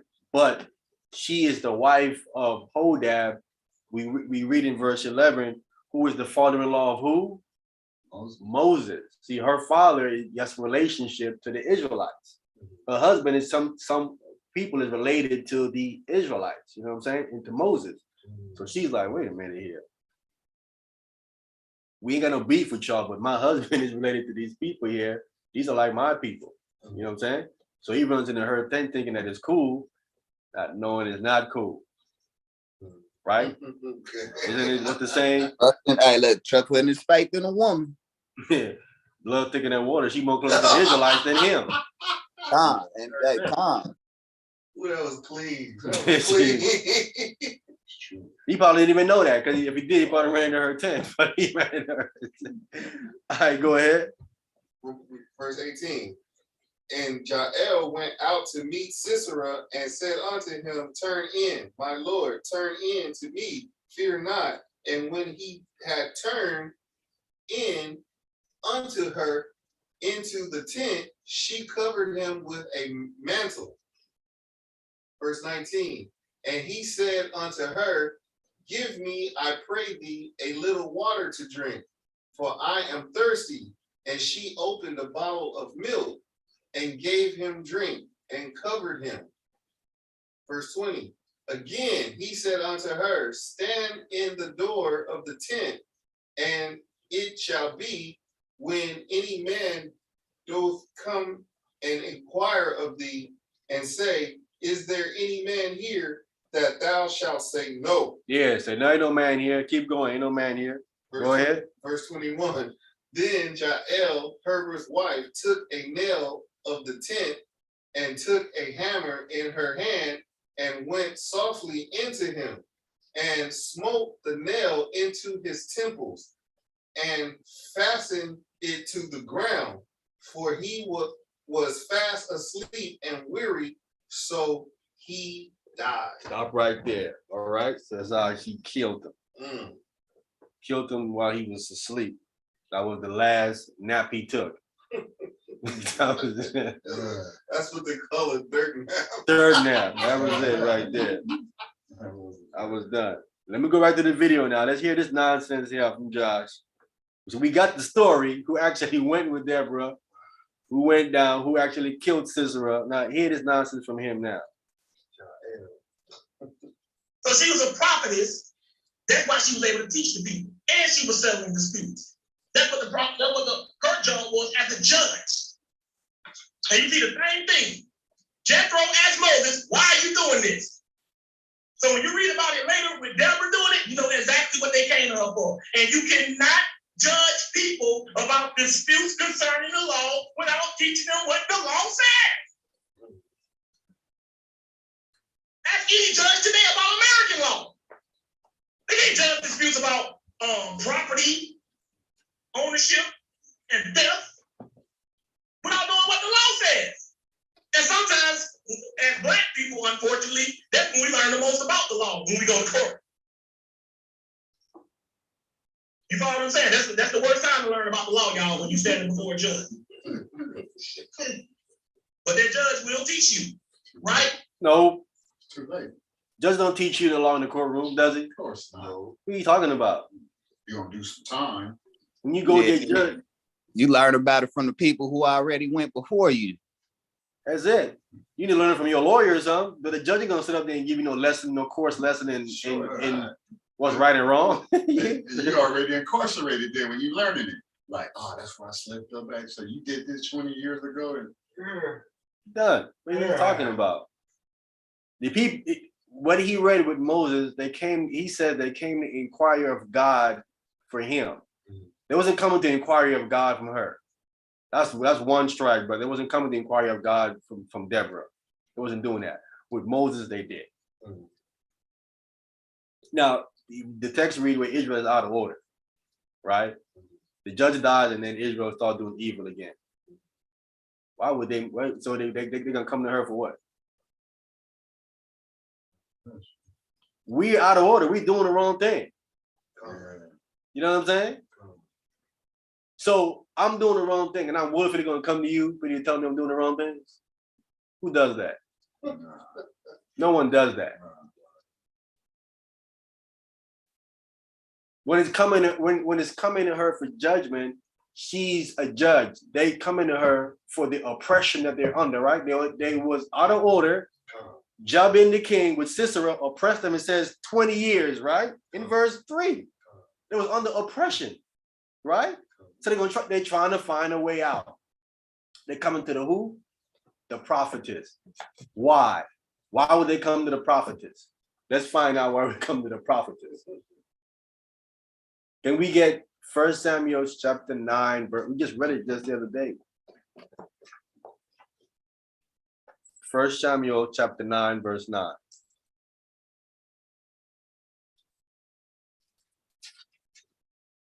They ain't necessarily coming to her for her to judge them. They coming to her to hear the judgment from God.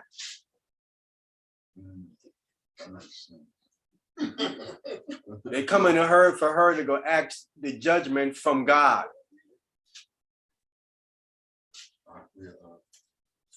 1 Samuel chapter 9, verse 9.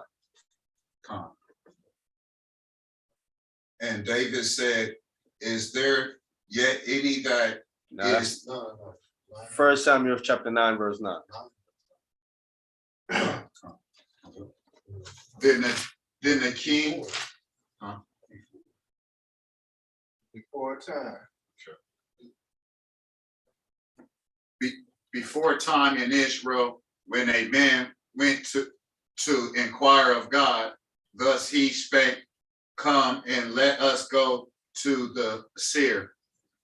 For he that is now called a prophet was before time called a seer. So they're coming to inquire the judgment, because it said they came to her for judgment. They wanted the judgment from God.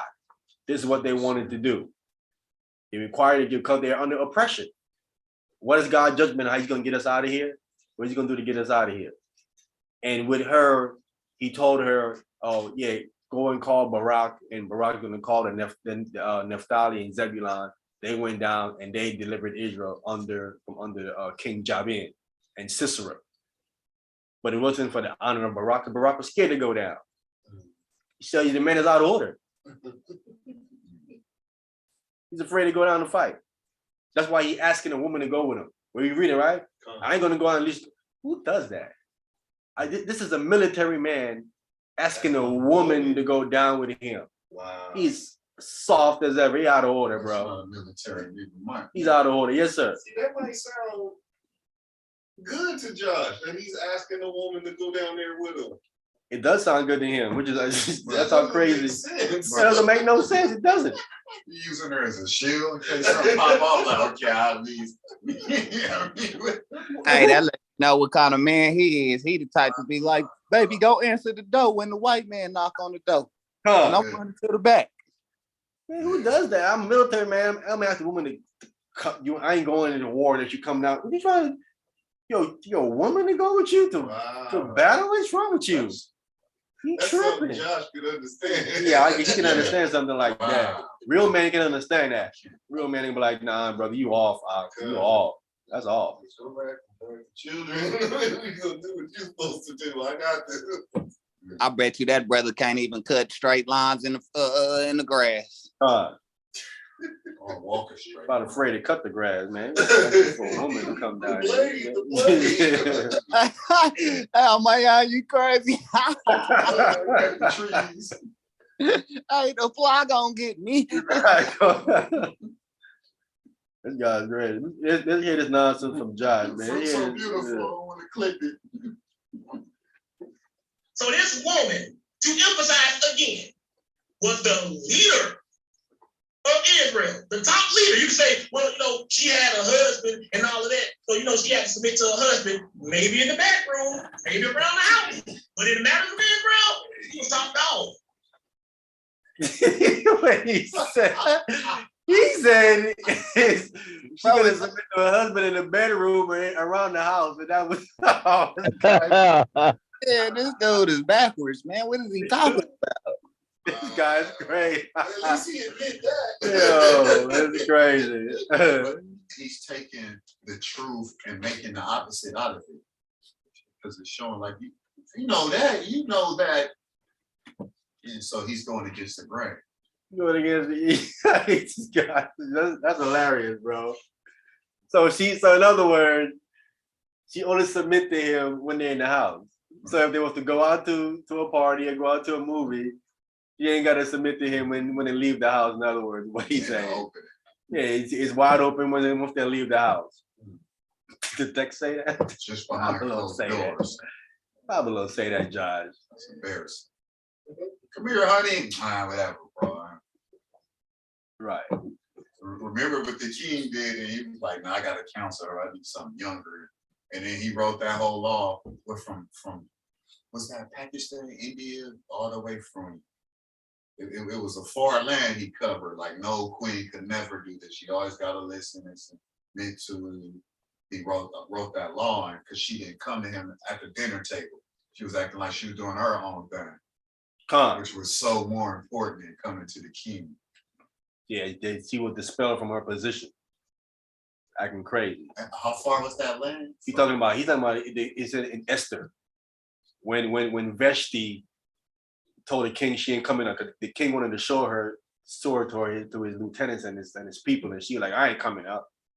And he was like, what? He dispelled her from her position. She was entertaining her party.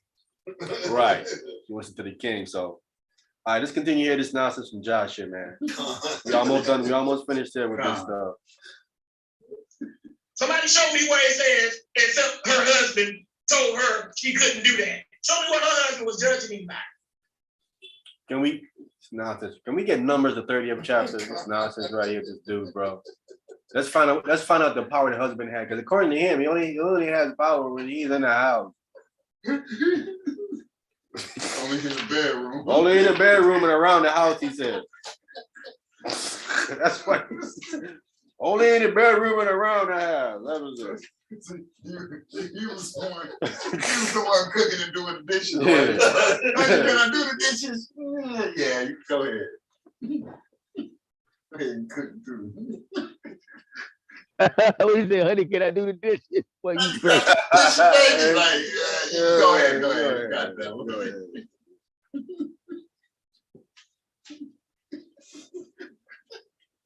Numbers chapter 30, let's start verse 6. This guy Josh is hilarious, bro. He put that on stage, Josh. Ooh, jokes right there. Who got it? I got it. Go ahead. Numbers chapter 30, verse 6. And if she had at all an husband when she vowed or uttered out her lips, wherewith she bound her soul. So if she got a husband, which never have a husband, if she says a vow out of her mouth, she vows something out of her mouth, wherever she has bound her soul, go ahead. And her husband heard it and held his peace at her in the day that he heard it, then her vow shall stand, and her bond wherewith she bond her soul shall stand. So if her husband hears it and he doesn't say nothing, what she says stands. The vow stands, she got to go ahead and do it. Go ahead. Verse 8. But if her husband disallow her on the day that he heard it, but on the day when the husband heard, if he disallowed it, go ahead. then he shall make a vow which she vowed, and that which she uttered with her lips, wherewith she bound her soul, of none effect, and the Lord shall forgive her.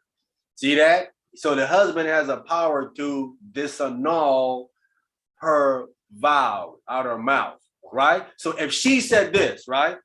I vow myself to the Lord to go be a prophet. And the husband heard it and said, no, I'm disannulling that. He can do that. That's for you, Josh. Wow. That's for you. Wow. This isn't something just in the bedroom or around the house. Right? Because remember, Barak asked her, come with me. Can the husband say you ain't going? Can her husband tell her you ain't going with Barak? Oh, yeah. Of course he can. Of course he could have told her, nah, you ain't going with this man. Of course not. He could have did that. You making it sound like the husband couldn't do that. Yes, he could. That's his right given to him by God himself. This isn't around the bedroom again, Josh. That's about 5 strikes already, bro. That's been there like cheating only in the bedroom where she admit to him and like, Come on, bro. Wow, you giving that man a Don Juan performance, like you just do this.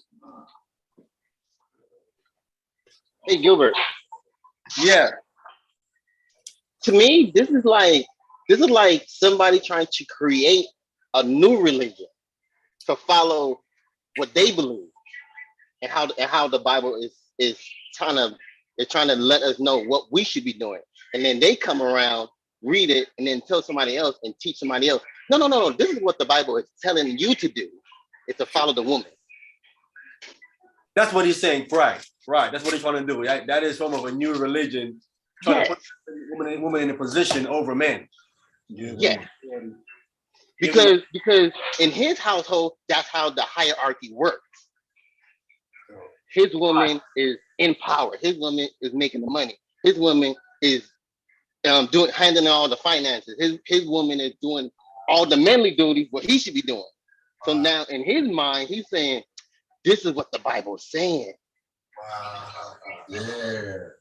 That's probably what's going on in his household for real. Yeah. Yes. She got authority over the money in the bank because they probably got joint accounts and telling them when to come home, telling them when to, telling them when to do the dishes. Yeah. And I feel that's where certain men are coming from. They're like, this is how it's running in my house, so it got to be right because everything's working. that's my point. You relinquish you are giving up your power of a man to the woman. You gave it up. That's why she's ruling over you. Don't give your strength to a woman, And I feel like what's going on as certain men, they're not trying to learn how to get those responsibilities to do financing, to manage their household correctly. They're like, well, you know what? She's doing a good job at it. I'm gonna leave it up to her. No, that's something that you need. That's what God said you need to be doing. To learn those traits for you to be ruling your household. Right. But they're like, oh, she doing it. It's cool. That's crazy to me. And I'm glad, and this is funny. I'm so happy that I'm in this class, I'm in this group. I'm so happy. My life is getting much better.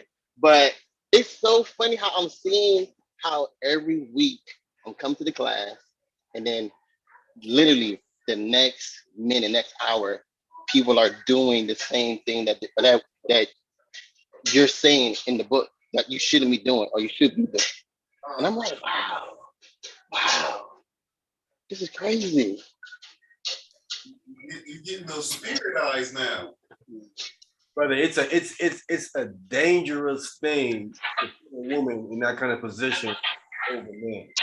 It's a dangerous thing like that. Because what's gonna happen is that once you put her in that position, she ain't never gonna want to relinquish it. At that point, you have no more say so. You can't tell her nothing no more. You know you can't do that. If she's in a position over you, you are finished. You can't tell her nothing. You can't even suggest stuff to her. True. She gonna shut you down. Mm-hmm. Strong and independent. She know it all. Brother, it's a dangerous thing, and that ain't not supposed to happen. It's out of order. As a matter of fact, Josh taking the whole. Let's read some Paul, man. So we get some balance going on here. This guy right. Let's find out what Paul said. Paul crazy? No. Let's get 1 Corinthians chapter 14. This is for you, Josh, because like I said, I only heard an hour of this nonsense. I doubt if he even went into Paul. But Paul covered this stuff. 1 Corinthians chapter 14. Yeah, this guy, he clearly something is clearly wrong with him. I want to see if Brother Paul agrees with Josh and this stuff he's saying.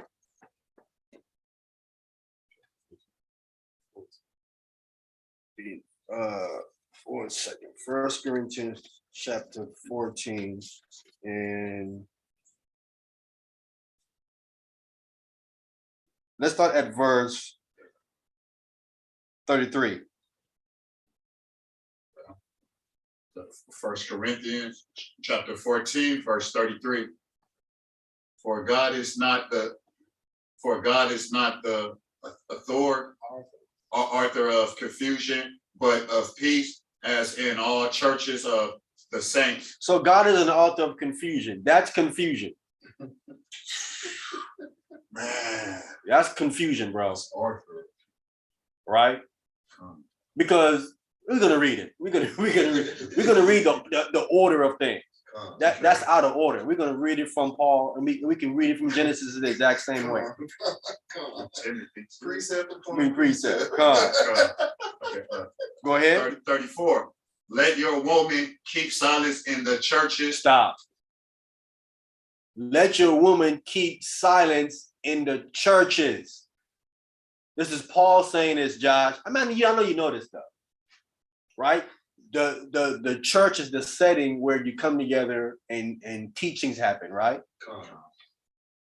In that setting, Josh, Paul said, let your women be silent, it says, in the churches. Go ahead. For it is not permanent unto them to speak. It is not permitted unto them to speak, but they are commanded to be under obedience, as also saith the law. As also says the law. They are commanded to be under obedience, as also says the Torah. This comes from the Torah.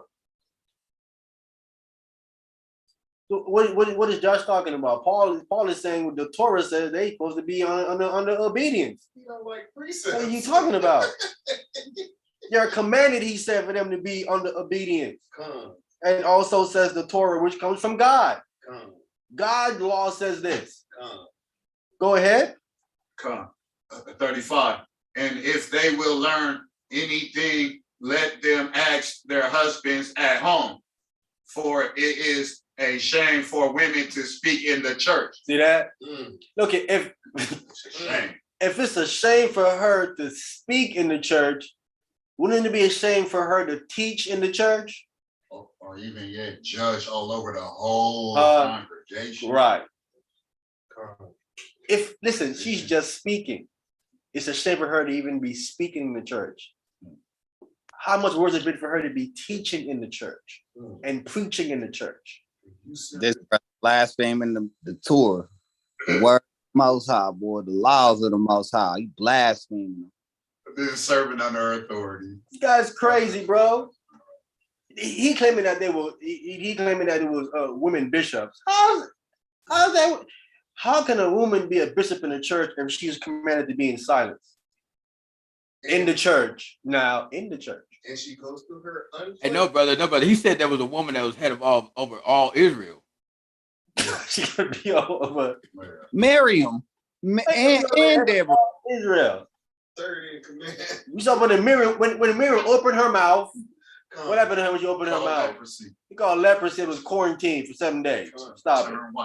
Then then the Lord almost killed you when you worship the idol God. Then he almost killed you. Man, bro, this brother's crazy, man. Bro, he gotta be a female, bro. He gotta be like bro. And he must didn't have no men in his life to stand up and he just let whatever ride or something like that, bro. It gotta be the stuff that he's seen in his life or something, man. Cause if Miriam would have followed what Paul said right here and kept her mouth shut in the church. Because that was the church in the wilderness. The text tells you that. Israel in the wilderness was called a church. So if Paul is saying right here, this is for you, Josh. Matter of fact, let's read it. This is a church. Israel was called a church in the wilderness. And Paul says right here, let her be silenced where? In the church. In the church. I'll be one in the wilderness too, Josh. All right. That's for you. Let's get Acts. We can show that it's a church. Acts chapter 7.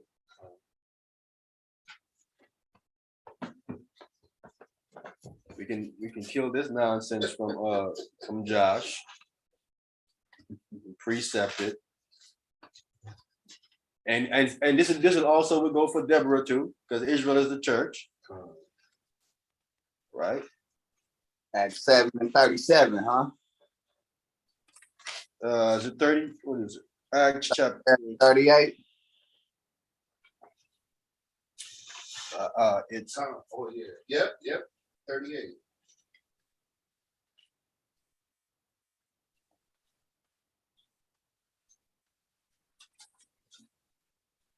Is it 38?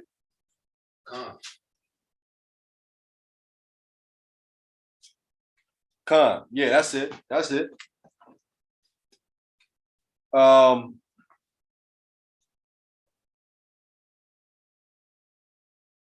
Let's start at verse 35.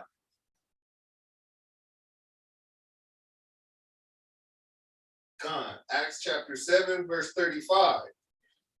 This Moses whom they refused, saying, Who made thee a ruler and a judge? The same did God send to be a ruler and a deliverer by the hand of the angel which appeared to him in the bush. Right? So that goes back to when Moses was in Egypt, right? And he was telling his two brothers, y'all need to stop fighting. And one of them responded to him and saying, well, who made you a ruler and a judge over us? Right? So Moses had to flee because the thing was known because he had killed that Egyptian. And he had to flee. So this same person, Stephen is saying here that they said that God sent him to be a ruler and a judge over Israel by the angel that was in the bush. Right? Go ahead. Verse 36. He brought them out after that he had shown wonders and signs in the land of Egypt and in the Red Sea and in the wilderness 40 years. Go ahead. This is that Moses which said unto the children of Israel, a prophet shall the Lord your God raise up unto you of your brethren, like unto me, him shall ye hear. Verse 38, this is he that was in the church in the wilderness. Stop. This was he who was in the church that was where? In the wilderness. In the wilderness, where Miriam and Aaron was. Go ahead. With the angel which spake to him in the Mount Sinai, and with our fathers who received the lively oracles to give unto us. There it is right there. I want to get the point about here. The church that was in the wilderness, Josh. And Paul said that the woman be silenced where? In the church. In the churches. Not only that, you got to keep going with it too. Now. And he said, who spake unto him in the Mount Sinai with our fathers, not our mothers. Go ahead, read that part, brother. Con. Verse 39. Verse 39. To whom our fathers would not obey, but thrust him from them, and in their hearts turned back again unto Egypt. Wait, was that the verse you wanted, Emmanuel? That's the verse you was quoting or no? No, I was quoting 30. I was quoting 38. Oh, my bad. I didn't finish it. Oh, yeah, go ahead. I'm gonna read it over. Verse 38. This is he that was in the church in the wilderness with the angels which spake unto him in the Mount Sinai, and with our fathers who received. Stop. With our fathers, not mothers, not the women. Hear that, Josh? Josh. Soldiers. Who received the lively oracles to give unto us. No, that's a good point. Because if that was the case, there would be some mothers in there too as well. But he was speaking to the men, the fathers. The women was not leading. Stop it, Josh.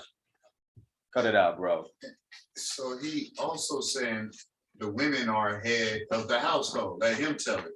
Yeah, he's saying that the women, Miriam was over everybody except for Moses and Aaron. Wrong. No, she wasn't.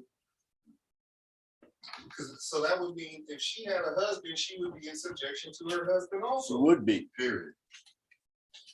I mean, if she was so a good woman, it comes she don't have a husband. Let's start there. Because a virtuous woman should have a husband. Hey, hold on. Well, let me read verse 37 again. This is that Moses, which said unto the children of Israel, a prophet shall the Lord your God raise up unto you of your brethren, not sisterin, not sisters, your brethren, like unto me, him shall ye hear. Him shall ye hear. Not she. Con. Say nothing about she, nothing about the sisters. It says he, a prophet, he. Possessive adjectives. Let's get 1 Timothy chapter 2. And give me verse 11 down to verse 15. First Timothy chapter 2, we can get verse 11 down to verse 15. 1 Timothy chapter 2, 11 down to 15. Come. Let the woman learn in silence with all subject. Let the woman learn in silence with all subjection. You know what that means? She can't be up there bucking up when you're teaching her something. She needs to be listening and taking what's being taught her. That's why it says with all subjection. Because sometimes they want to buck up on what you're saying. Challenge. She needs to be in subjection to what's being told to her, because things that are told to her, she might not like what's being said to her, but these things are coming from the Most High in Christ. He ain't giving you our what we think. Yes, sir. Like you can't be in the holiest of holies, defiled and unclean. Come. Go ahead. 12. But I suffer not a woman to teach. Great. So Paul says, suffer means to allow, but allow not a woman to teach. Go ahead. Nor to assure authority over the man, but to be in silence. Or to usurp authority over a man, but to be in silence. Usurp means to seize authority over a man. He can't do that. Women would try to seize authority over a man. That's why it goes on to say, but to be in silence. This is what, where is Paul getting this from? Torah. Paul is getting this directly from Christ. That's who taught Paul. Yeah. In fact, I'm gonna read that way when he says it after the point. Paul is not giving you his own saying. He recruited him. He's getting this from Christ. Do you think Paul can do this without permission from Christ? No. She can just go out and start saying this stuff. No. Go ahead. 13. For Adam was first formed. Who was first formed? Adam. Adam was. Now we get into some order here, Josh. The women over the man is out of order because Adam was first formed. That's the order that God established. Go ahead. Come. For Adam was first formed, then Eve, and Adam was not deceived, but the woman being deceived was the transgression. Was in the transgression. See that? Come. As a matter of fact, that's who started all this nonsense we're going through right now. If she didn't get deceived by that serpent, went over there and gave it to Adam, it would have been okay. Or if Adam would have just shut her down. Now listen to the authority. Yeah, he'd shut her down. And you're out of order. That's the problem. See, that's what's happening. What he's doing, he's bringing you back to the aspect of how it was with Adam and Eve, right? Adam is not putting his foot down and like, no, what you doing? He's getting carried away with what's happening too as well. He should have put his foot down. This guy here is giving these women authority. They're gonna start saying a whole bunch of outlandish stuff, and you're gonna go ahead and just go along with it. You gotta put your foot down. That's why it's gotta be stopped now. Now, that was a beautiful equation right there, because it really make your mind click to see what you just said. The woman is under the man. She's under the man. Because they come from my eighth rib. We come from dirt and the earth. He's come from one of the ribs, so he's out of order. And watch what because I mean, we're gonna see, we go into the future with this thing with this women, because Paul's going to address it. All right. Go ahead. Okay. 15. Notwithstanding, she shall be saved in childbearing. Stop. Josh, is the woman going to be saved in leadership? No. Is she going to be saved in preaching? No. It says right here, she shall be saved in childbearing. Stop it. How is she going to be saved? Is he going to be saved because he's out here teaching? Or is she because he's out here preaching? No. Text don't say that, bro. She shall be saved in childbearing. Now I understand this verse right here. Now I get it. Refute that. Wow. Go ahead. If they continue in faith, in charity, and holiness with sobriety. It says if. There's a clause here now with them being saved in childbearing. If they continue in faith. That means they got to believe. That's the order. You're under the man. Yes, sir. Believe as the scriptures have said. As the scriptures have says, Con, Josh. Not what Josh said. Not what you saying. Put your spin on it. And don't stop there, man. Go ahead and read in chapter 3. Go ahead and kill him with the bishop stuff on all you gotta do is read the first 3 verses. Go ahead and kill him with that real quick too. I know women know bishop. If you read the first 3 scriptures in chapter 3. Con. If she continue in faith, right? In charity, it says, and holiness, right? And sobriety. Sobriety is sound judgment of mind. A woman that have sound judgment of mind understands, no, that's out of order. I ain't supposed to be over the man. That's not a sound judgment of mind. A woman that has that understand, no, that's out of order. That's wrong. You thinking you're supposed to be over a man, that's not sound judgment of mind. That's out of order. That sounds like a dyke. That's what it sounds like, Tony, a dyke. Peninsula and other spaces are like it don't sound right. It's wrong. It don't sound right. That's what you want to marry? Brother, I'm telling you, it's like you heard the phrase when it says power corrupts. Absolutely. Absolutely. Absolute power corrupts. Now, listen, if that kind of power be corrupting men, what do you think it'll do with women? Wow. Who are the weaker vessel? What do you think it'll do to them? They're gonna kill everything. They're gonna kill everything.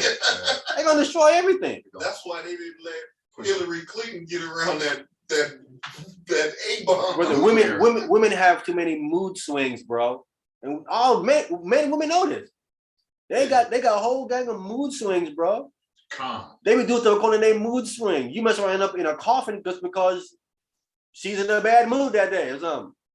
That's true. Cranky. Or cranky or something. You know what I'm saying? Yeah.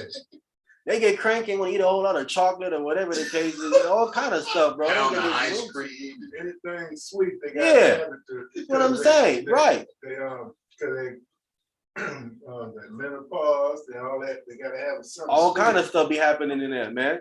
And I noticed how they would, well, I'm going to go lay in bed and eat a pound of ice cream like it's hurting me. Like, no, I don't. No, I mean, I do that on a regular for fun. Like, that's hurting you. It's gonna hurt her. And then they just don't care. They just get fat and just Listen, they think people be saying this stuff to trying to hurt them. This is to help you. This is to help you. Listen, I'm gonna read it. I'm gonna read it for the sisters. It tells you how Sarah was in subjection to Abraham. She called him Lord. Lord. She was in order. At no point did Sarah feel that she needed to be over Abraham. But it's not there. Stop it. Yes, sir. And she was called a virtuous woman. Yes, he says if you are the daughters of Sarah, Rebecca, and these women didn't try to be over their husband. They knew their place. This guy trying to put women even over. He has put Deborah over her own husband because he says she was over all Israel. That would include her husband. You putting her over her own husband. It's out of order. Yeah, You can't do that. You're going against the Most High's order of things. That's why I read where the husband had the power to disannul her vow. Things she say out of her mouth, he can disannul that. Shut it down. That's given to him by the Most High. Now, if we listen to Josh and Deborah has power over all Israel, then her husband cannot disannul her vow. She's going to say, well, look, I'm over you. God made me a prophetess and I'm over you. That will violate what it says in Numbers, the 30th chapter. She is sinning if her husband disannul her vows according to Torah. Doesn't matter what position she's in. That always stands. Yes, sir. I'm getting where he getting at, and he want the people that don't know the book. If you don't fall for nothing, I mean, if you don't stand for nothing, you'll fall for anything. We stand for the word. He just saying any old thing against the word. He's doing that for them women. Hey, go ahead. Let's read chapter 3, verse couple of verses. Go through 1 through 5. I'll read it. You want me to read it? Yes, sir. Yes. All right. Chapter 3. Same.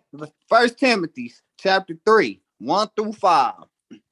This is a true saying. This is a true saying. Not what you talk about, Josh. This is the Bible right here. This is what the Most High say. This is what Paul say. Timothy, excuse me. This is a true saying. If a man desires. Stop right there. If a who? A man. Not a woman. If a man, not a woman. Go ahead. Desires the office of a bishop. He desires a good work. Why, Josh? There's some questions for you. So you like ministering questions to people. Why didn't Paul say if a man or a woman? Man means human. It means both. Bro, well, let's go to Google and let's type in. Here, I'm going to spell man out for you. M-A-N. Good one. I love it. Not with the W-O in the front. Oh, crazy. The woe in the front. Whoa. If a man, not a woman, she cannot get this office, bro. She can't get this office. Anybody say anything, if anybody say anything different than that, Paul already addresses that. If anybody comes and says anything different, it says, let them be accursed, Paul said. Come. If anybody comes and say anything different, let's hold it. Let's read it so we can get this nonsense out the way. Galatians chapter 1. Let's get it so we can shut this down, bro. Because you were saying something different than what Paul is saying, and Paul already addressed that.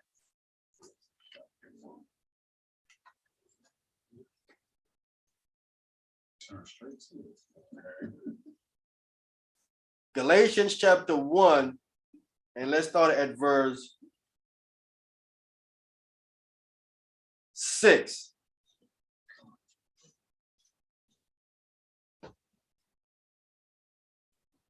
Galatians chapter 1, verse 6.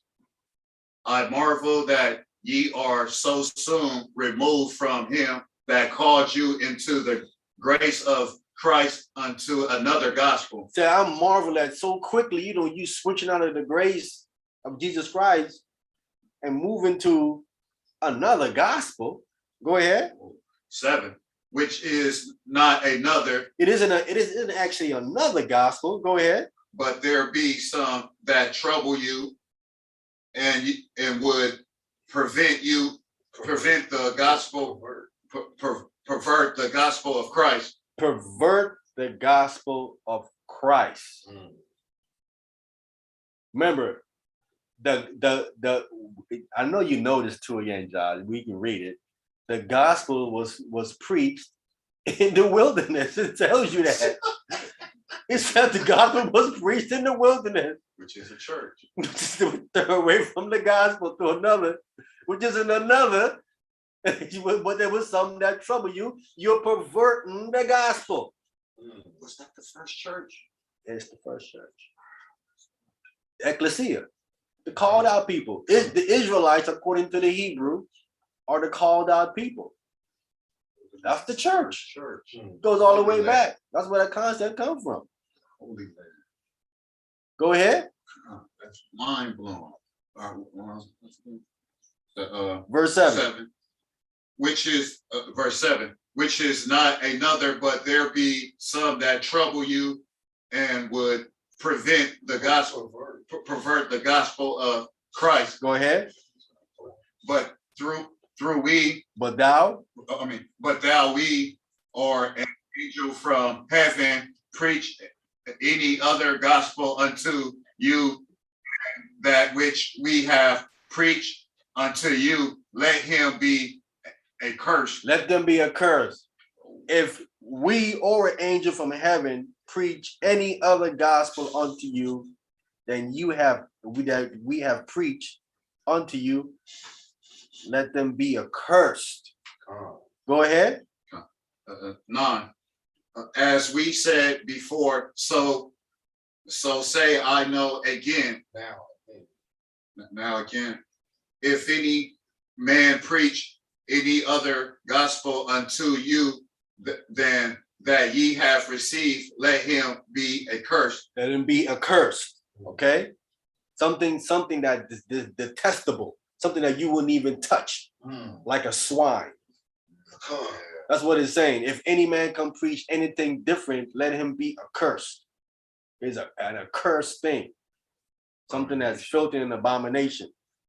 So Paul is saying, well, let the woman be silent in the church. So says the law. That's what they're preaching. Josh is coming saying something different. Let them be accursed. They're going to be an accursed thing. Right?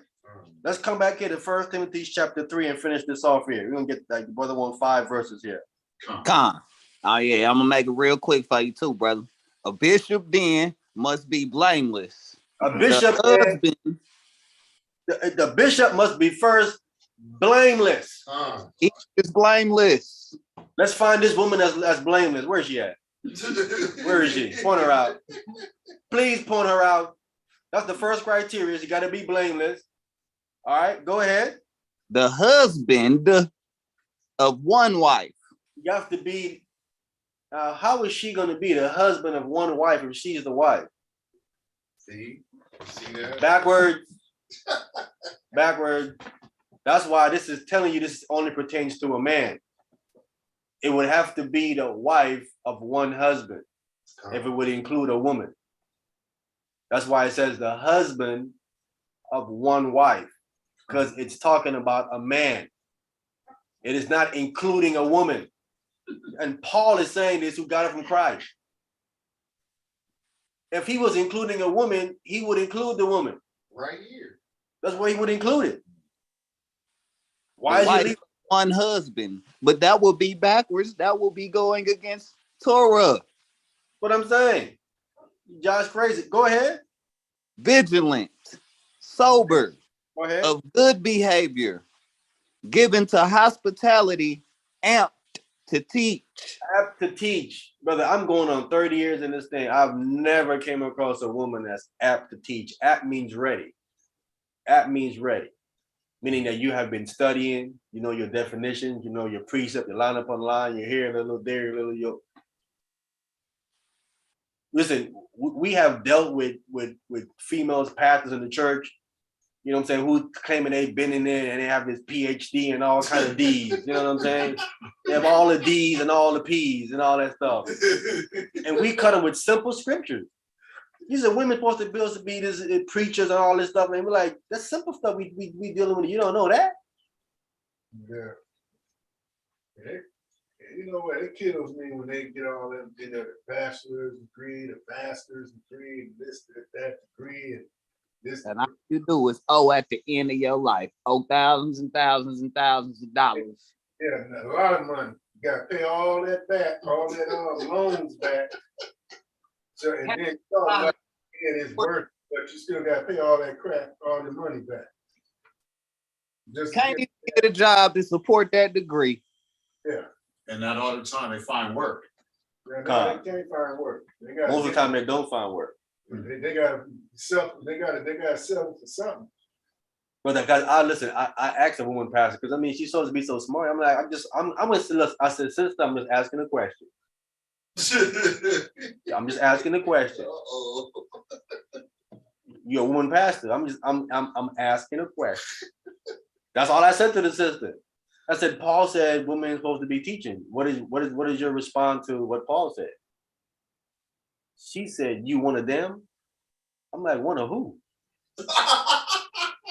I'm asking you, you said you know the text. I'm asking you, how do you address what Paul says here? Because it sounds to me he's saying like women are supposed to be teaching. So you're a woman teacher. I mean, how do you address that? She couldn't address it. She's saying, oh, you one of them. Oh, I know you was one of. I mean, one of who? One of the real ones. A prince of Yasharala. That was her response. Follow the law. I'm like, what are you talking about? You're a real one. You follow the law. I'm like, that's your answer to my question? I'm one of them? Is that your answer? Was she referring to the one of the Israelites? I guess. Because I'm asking one of who? I think she's talking about one of them that don't believe women can teach. But I'm like, no, I'm asking. She don't know me. She don't know me to be Israelite or nothing. You know, this is years ago. This guy talking about, I got a woman pastor. My woman pastor is deep and all of that. I said, okay, brother. I said, I don't know. I said, man, Paul was saying some things in there that I don't know, bro. But he was like, man, listen, you can ask her, man. She can answer your question. I said, well, let's ask her then. And he got her on the phone. And I asked her. I said, he answered a question with the question. Yeah. I said, what? No, he was praising her. She know all the Bible and all that, but he was pumping her up. You know what I'm saying? So I'm saying, well, good. Give me some clarity on this Paul thing. And she was supposed to answer that. She's supposed to answer the question and say something like, well, you know, Paul said that because at that time or whatever. She ain't said none of that kind of stuff. Yeah. Oh, you one of them. I thought, oh my God, here we go again. Not apt to teach. Not apt to teach. What that mean right there. And you on the phone, she don't even know you. She don't know me. Him. Yeah, you don't know me. me. Judging her. That's where all this. I'm just asking her a simple question.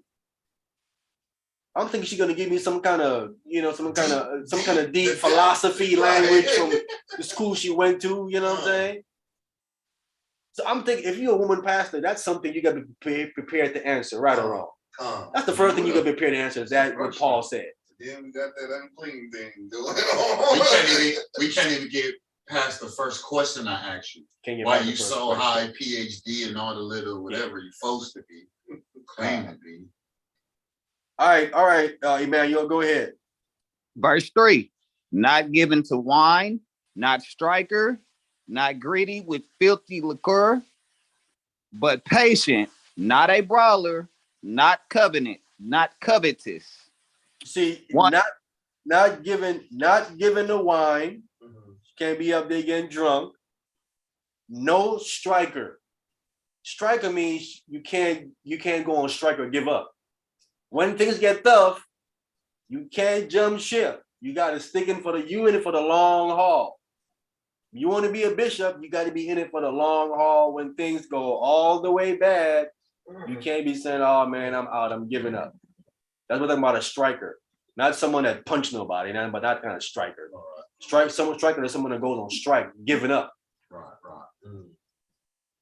Things are going bad, and a bishop can't do that. I'm just a woman. Because people depend on you to be there for you to come to you with questions and different things. You can't be going on strike.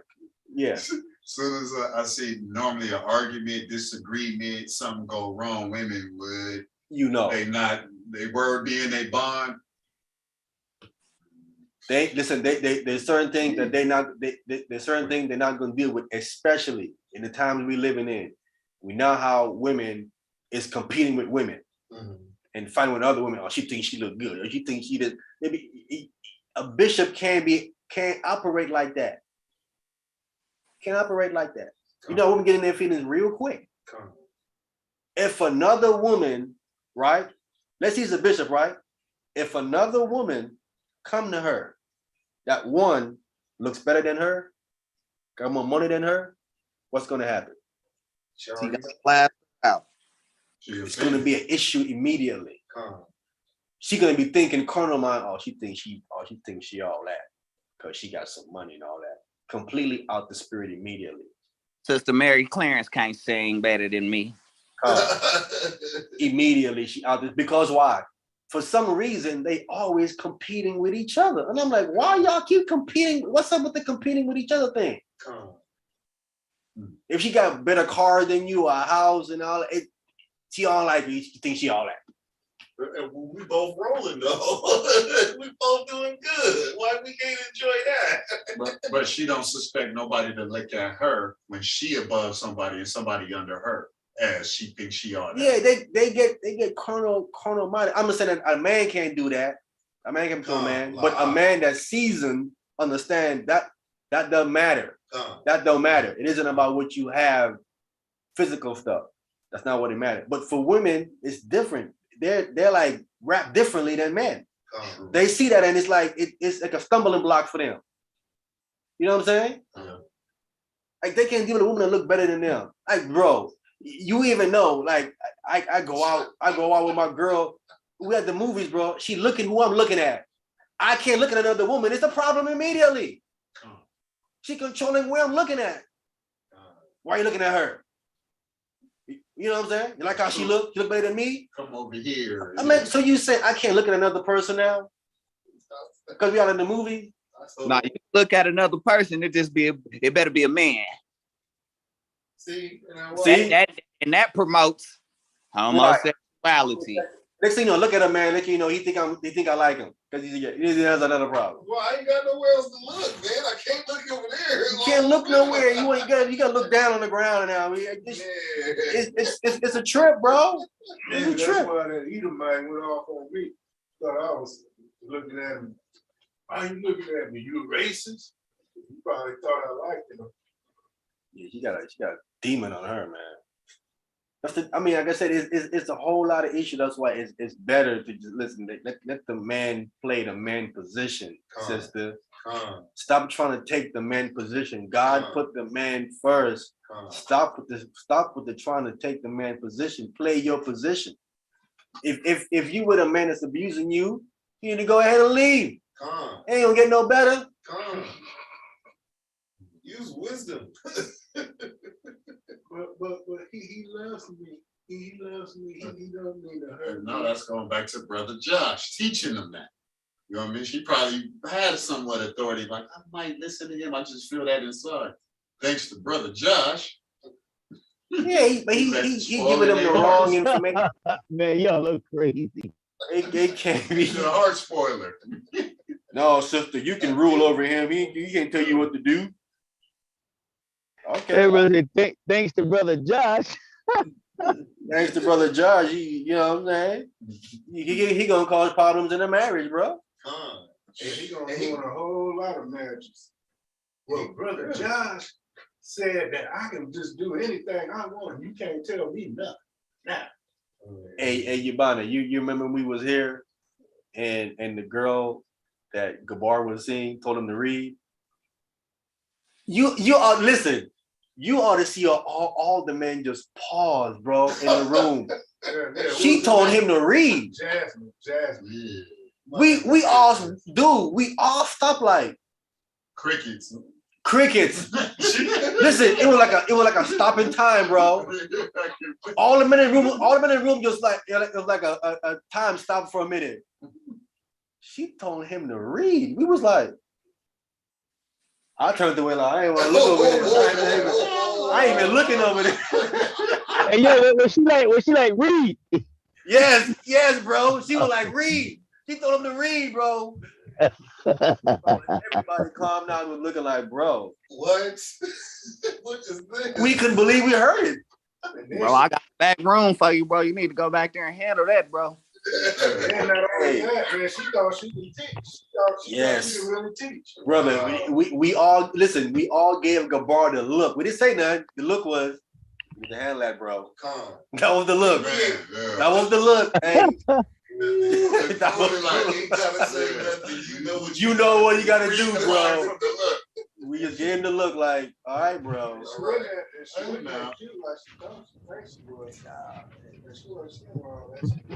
He tried to handle it, but he didn't handle it. He just got worse.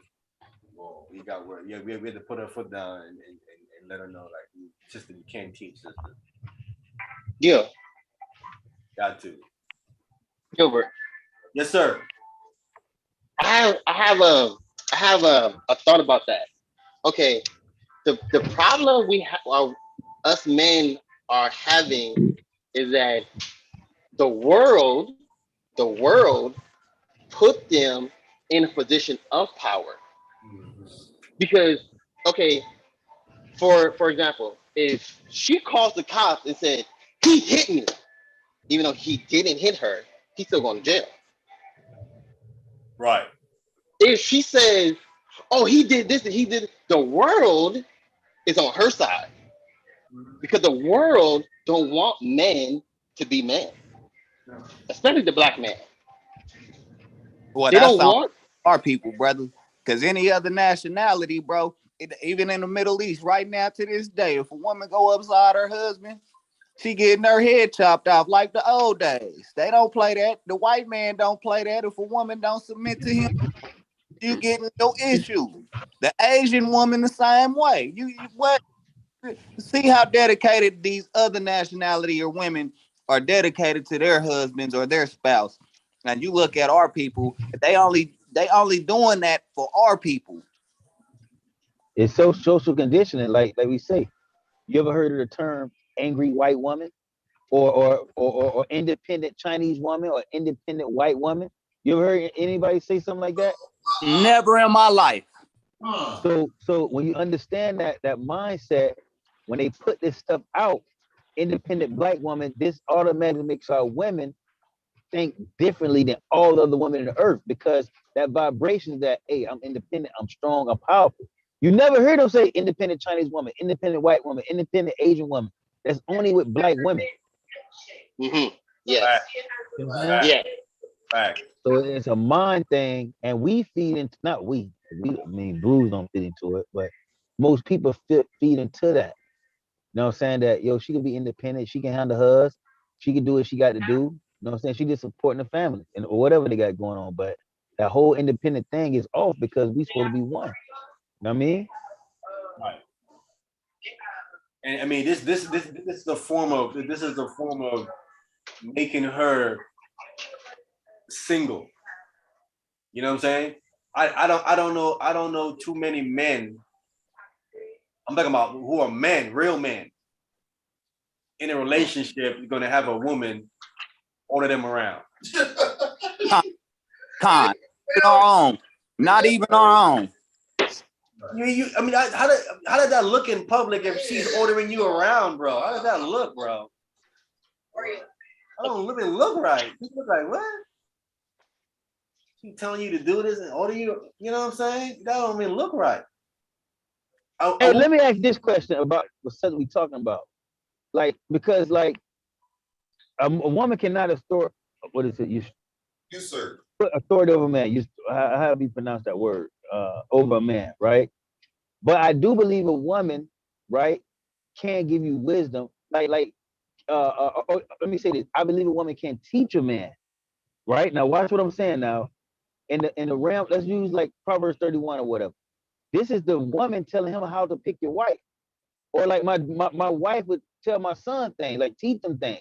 But as far as like, I guess how this brother dealing with it or whatever, I don't necessarily agree with that form of it. But when we say teach, a woman can't teach a man, like what realm are we saying on all facets? Because I do think we learn, like I learned most of the stuff I learned was from a woman, to keep it a thousand with y'all. You know what I'm saying? As far as like cause my dad was, I always knew my dad was, but he really wasn't in the house with me.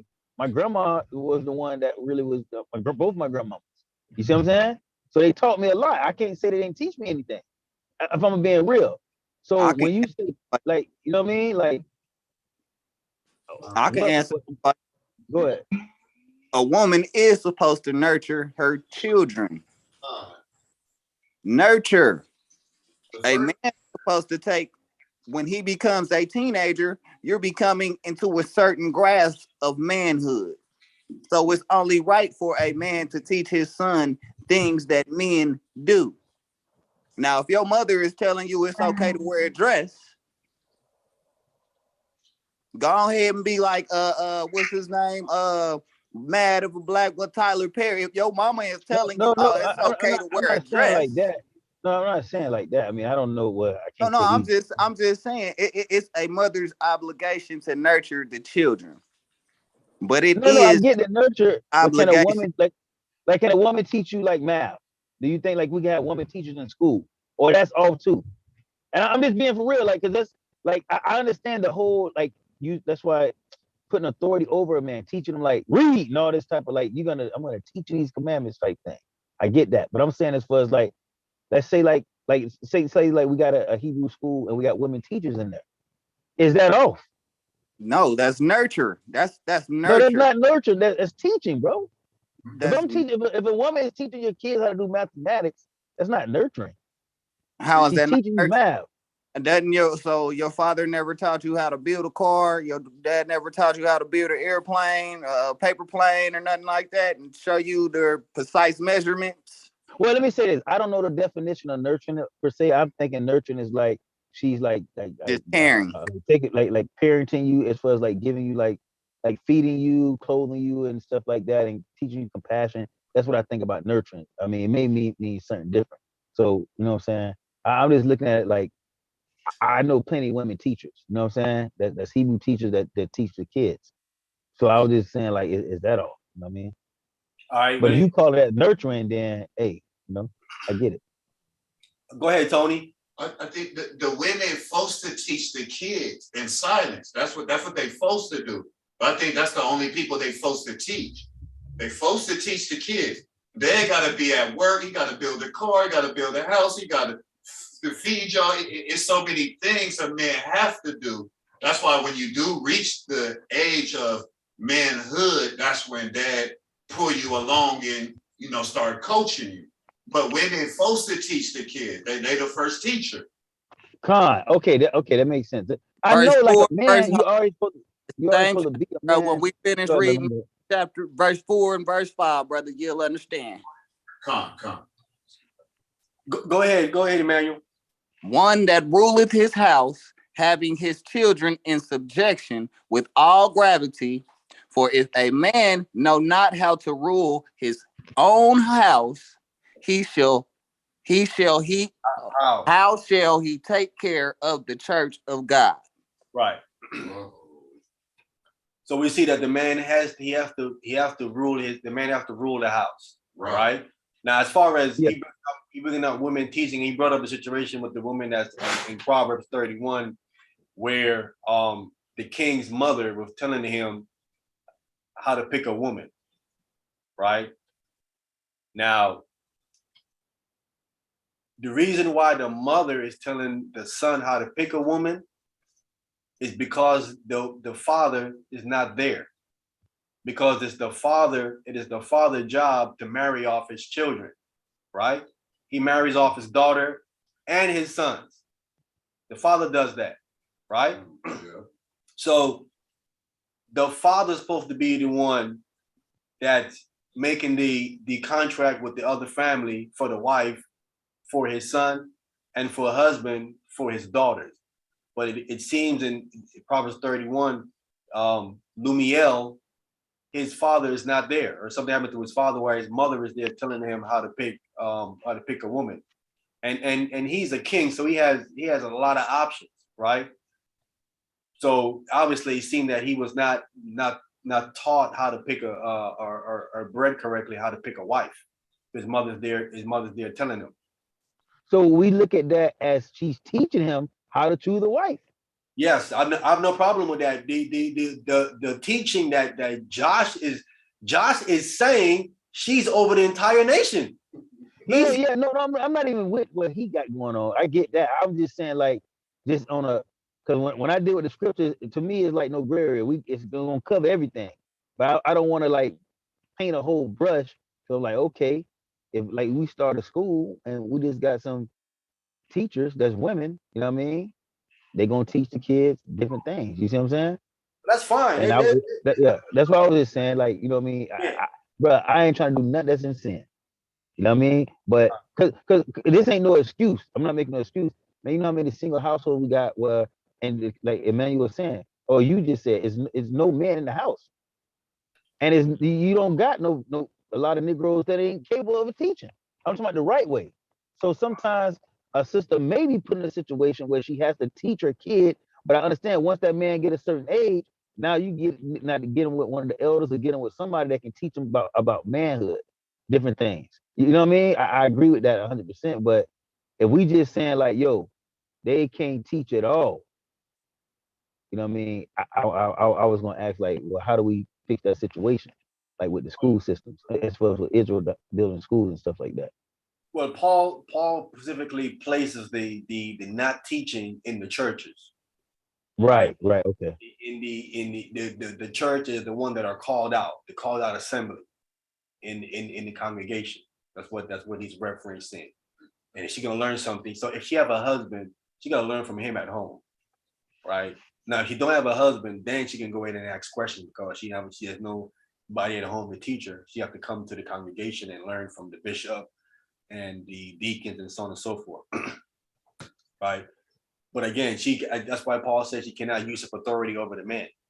You have to put a limit on what she can do, because what happens if you don't put a limit on it, she's gonna try to think she can do more and more and more. She's gonna go from You end up chastising because it's like a ruler. Like I think what the brother just read, she ruling the house. If you rule over a church, you can start disrespecting a man. Like, yo, you don't know what you're talking about. Sit down or be quiet or whatever. Let me show you something. It can get not that in that way, but she can try to.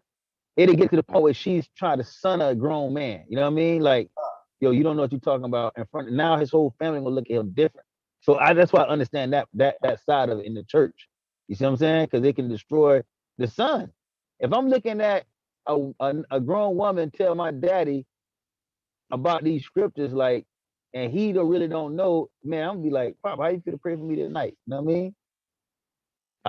It'll be kind of wild like that. I do look some type of way. Yeah, man. I mean, there's no problem.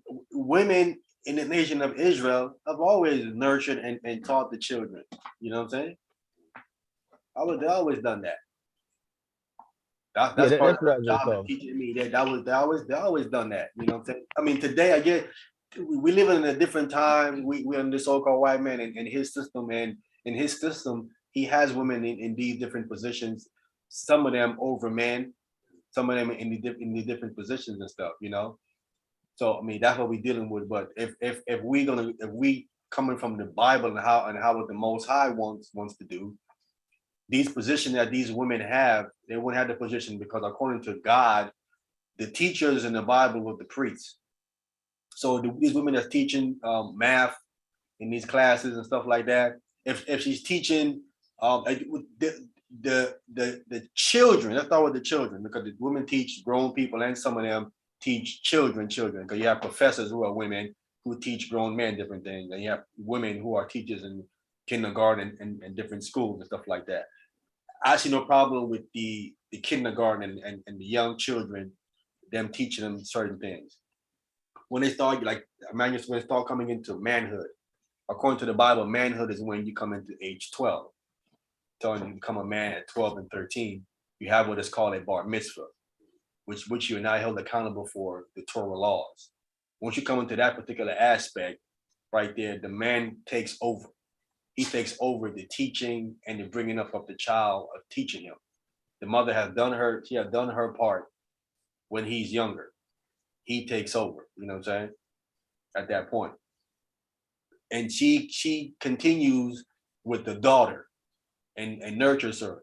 But the information, all the information, let's be clear, all the information that goes to the son and the daughter have to be cleared by the husband. The wife can be teaching brother. Man, wow, I'm glad you said something. that. The wife can be teaching something to the children contrary to what the husband is teaching to them. That's why everything Right. is sanctioned by the husband. Because, bro, what I do, because I work so many hours, bro, I would teach my wife. I have my wife like, yo, break this down to them, and then when I get home on the weekend or whatever, I'm gonna quiz them or we go over different things.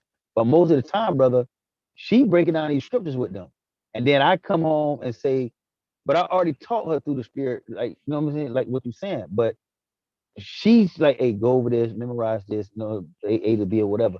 Then when I come home, hey, what y'all learn? Let's get it. You see what I'm saying? That's how I do it. You know what I mean? Because if not, bro, for me, only time I'm gonna get a teacher is on the Shabbat, and that's like you got to eat more than just one time a day, one time a week. You know what I mean? Yeah, what I'm saying, everything that she's saying got to be cleared by you, bro. She can't be saying Right, something. right. Con. But then she's out of order. Go I ahead. agree.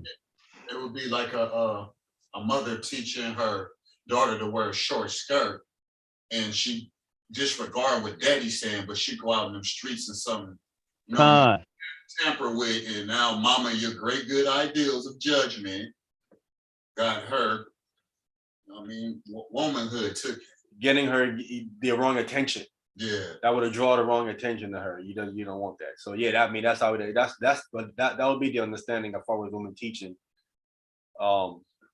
Even if she don't have a husband, the things that she's saying have to be cleared by someone who knows, a man who knows that information. You know what I'm saying? Who's credible with it, credible with that type of information to be cleared. And that's why. Where you at on this right here? Like with the story with the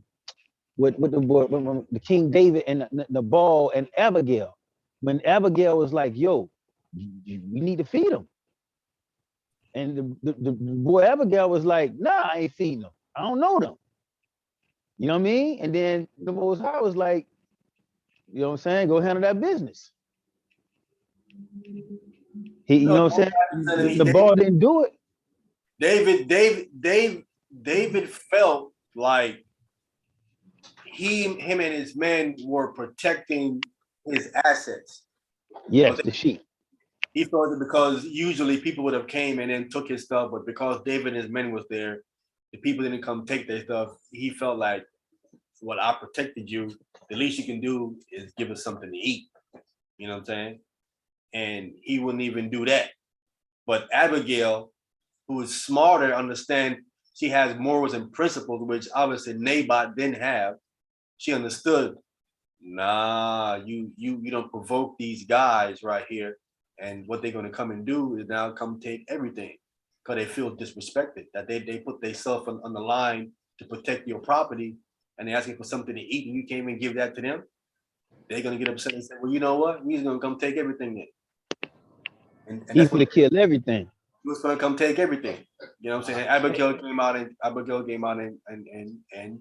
prevented it from happening. So with those men, the men that said, yo, they went to Abigail, right? And they said, yo, we can't go to him because we know how your husband is. Like, he don't listen to nothing. So we coming to you. Man, you need to go run a play. Were they out of order for doing that? They was on point what they did. That if they didn't do that, Naboth is dead. He's a dead man. David is married and killed him. See, but see, these men was privy to what was happening. That's why they went and told Abigail, because Abigail herself didn't know. If they came and told her what's going on, said, "Hey, he was over there with them," and they upset. They finna come do something. I'm coming to you because I know I can't go to your husband. He's just dumb. I'm gonna come to you because you more level-headed and more smarter. I'm gonna talk with you and you can go ahead and do something. What she did was she did the right thing. Brought them stuff to eat. You know what I'm saying? While they was on the way to go kill him. And then the Most High wasn't with him. The Most High gave him a heart attack. And got him out of there. Again, that goes back into communicating. When you know something, you see something, you say something. You know what I'm saying? You don't say nothing when you see something going on. It's time for you to say something. Yeah, that's a situation with Abigail and Naboth, man. You got to show gratitude, man. If someone's protecting you, you got to show some gratitude, bro. Yeah, he tried to get that free labor. That's it. You want free protection, man. Doesn't work that way, bro. Don't work that way. All right, let's go back now to Timothy. We're about to wrap it up. Well, I want to go take 2 Timothy chapter 2, verse 15. This is for women again with the teaching again. Josh going overboard with it, man. I'm just saying that the stuff that he's saying is just outlandish, bro. You know what I'm saying? It's outlandish what he's saying about women teaching. We ain't against women teaching. They can teach the children as we said before. You know what I'm saying? They can even tell a man something when he might not understand something. And it's up to the man to decide if she said it's some good advice or not. You know what I'm saying? Because Sarah told Abraham to send out Ishmael and Hagar. And Abraham was like, nah, you talking about that's my seed. Hey, I'm not gonna put him out. What the Most High said to him, hearken unto Sarah. She could say something to you that's correct. Hearken unto Sarah. And that's why when the woman says something to you and you're like, you can take it to the Most High, he can confirm it or not. Yes, sir. But she was a virtuous woman. That's why the Most High told. Of course, she was in order. She was in order. She wasn't out of order. You know what I'm saying?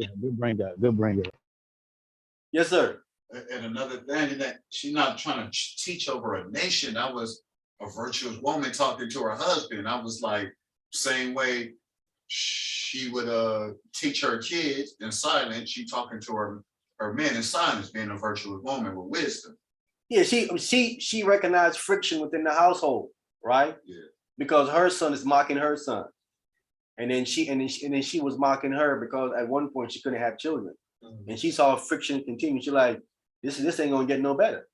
You might as well send them away because how is it gonna work, right? Because she think her son gonna be the heir when Sarah's like, I'm the wife, my son gonna be the heir. That's how it works. Your son ain't gonna be the heir, even though he was born first.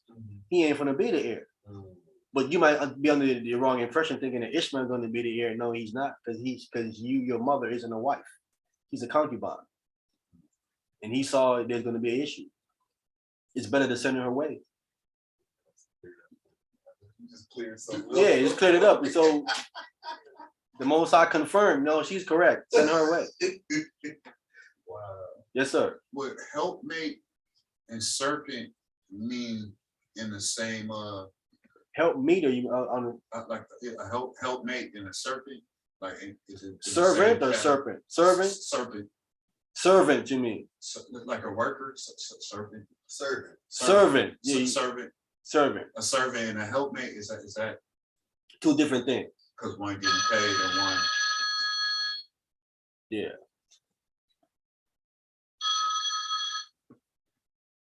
That was what the text said that Adam made. And what God made for Adam, help me to help him, someone like him to help him, right? His kind, but the female version, because all the animals had their mate, but he didn't have a mate.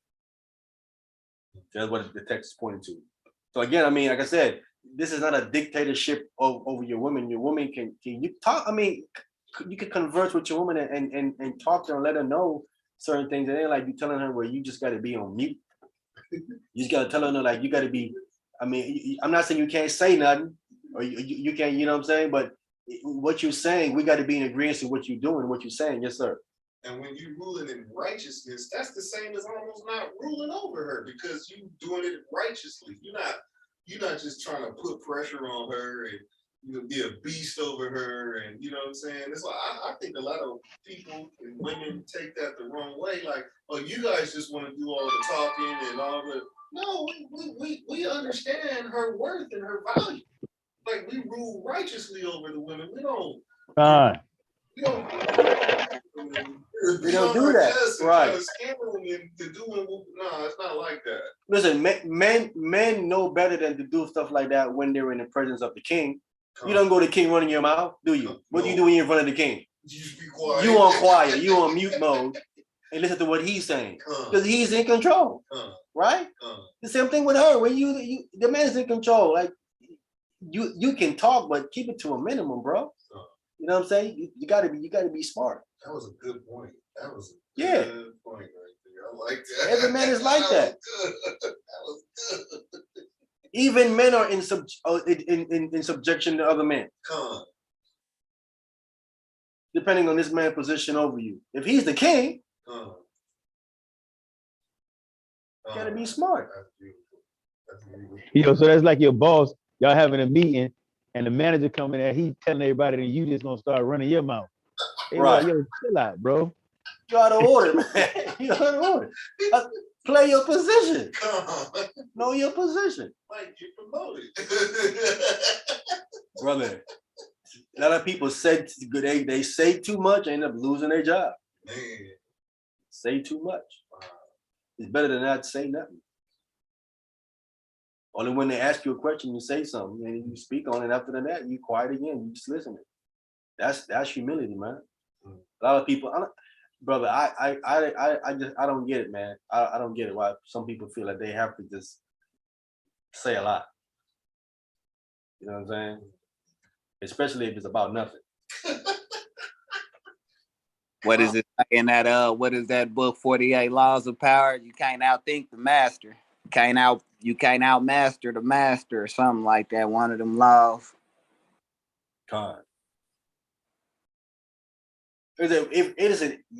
Men have been saying this for years, bro. And it's like women they don't get this. Like I guess it's like they're not never gonna get it or they don't want to get it. A man is like, I just need you to just don't talk so much. You know what I'm saying?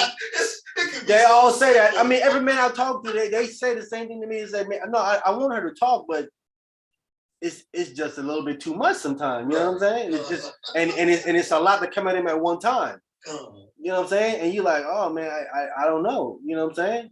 You basically want to say you hold your day at work. Oh man, with this, with that. You're like, I was okay, cool. You know what I'm saying? And you want to go do what you was doing. You want to talk about that for no hours. And she complaining. Yes, sir. You know what I'm saying?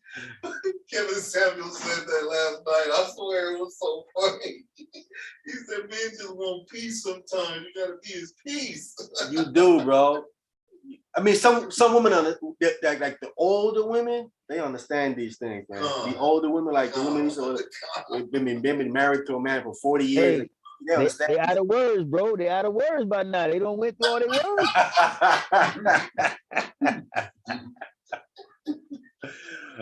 No, I think the women move wisely with their husband, bro. They trust me. They wasn't saying too much, bro. Being married that long, she wasn't saying too much, bro. I'm telling you, she knew when to say something, and she knew when to time to be quiet. And you want to be quiet. Some women don't know how to be quiet. What? Be quiet. You ain't gonna shut me up. I ain't shutting my mouth.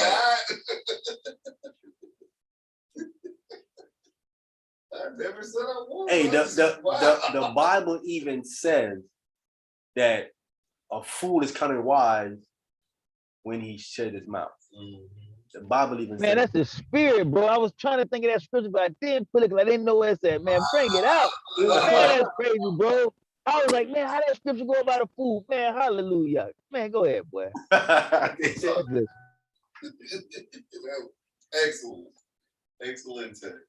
It's showing you, man. Hey, that's how it is. Let's finish it up here. 2 Timothy chapter 2, verse 15.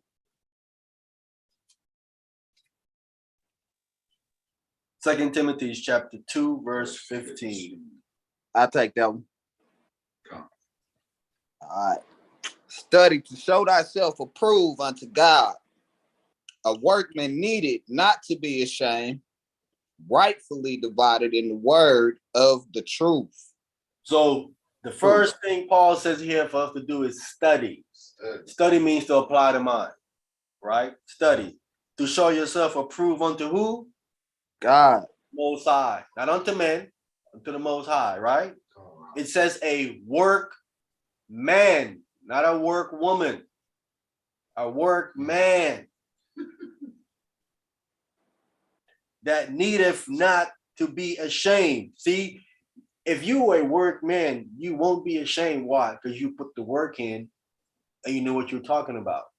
You did the study, you did the research, you looked at the definition. That's work. How you gonna be ashamed if you know what you're talking about? Filled out the words. Filled out the words, cross the T's and dot all the I's. Thoroughly. Workman. You won't be ashamed. And by you doing that, you'll be able to rightly dividing the word of truth. This is what teaching is. Dividing the word of truth, that's teaching. That's what Paul is pointing out. I tell you again, I'm going on 30 years. I've never seen a woman, any one of them, that can rightly divide that word like a brother that's working can, a workman can. I have not seen it. Ask any one of these leaders, ask any one of these men who've been in these things for years about the brothers back at the One West and how they were dividing it. Even though they were dividing certain things wrong, they were dividing it on another level. I've sat back and I listened. I said, you know what, man? Let me listen to a woman teach this Bible. Let me hear what they got. Let me see what's going on with them. I've never heard it. If anyone had, let me know, because I've tried to see if they got what these men have, and I don't see it. They don't have it like that. Yes, sir. Have you ever heard of a Pastor Melissa Scott? White woman? Yeah. I think I heard of her. What do you think about her? Hey, she thorough. She thorough. Well, her husband is named Pastor Scott also. And that's not the one that be speaking in tongues and all that stuff, is it? No, they go into Hebrew. Yeah. Hebrew. They put the numbers in everything they do. They have a nice little get down, but I can tell she's off. I know where she goes off at, because she ain't supposed to be having that priest suit on no way. But she do a thorough job. Her husband taught her good. She's rightly dividing the word of truth. I don't, man. You ever heard of Huda? Go ahead.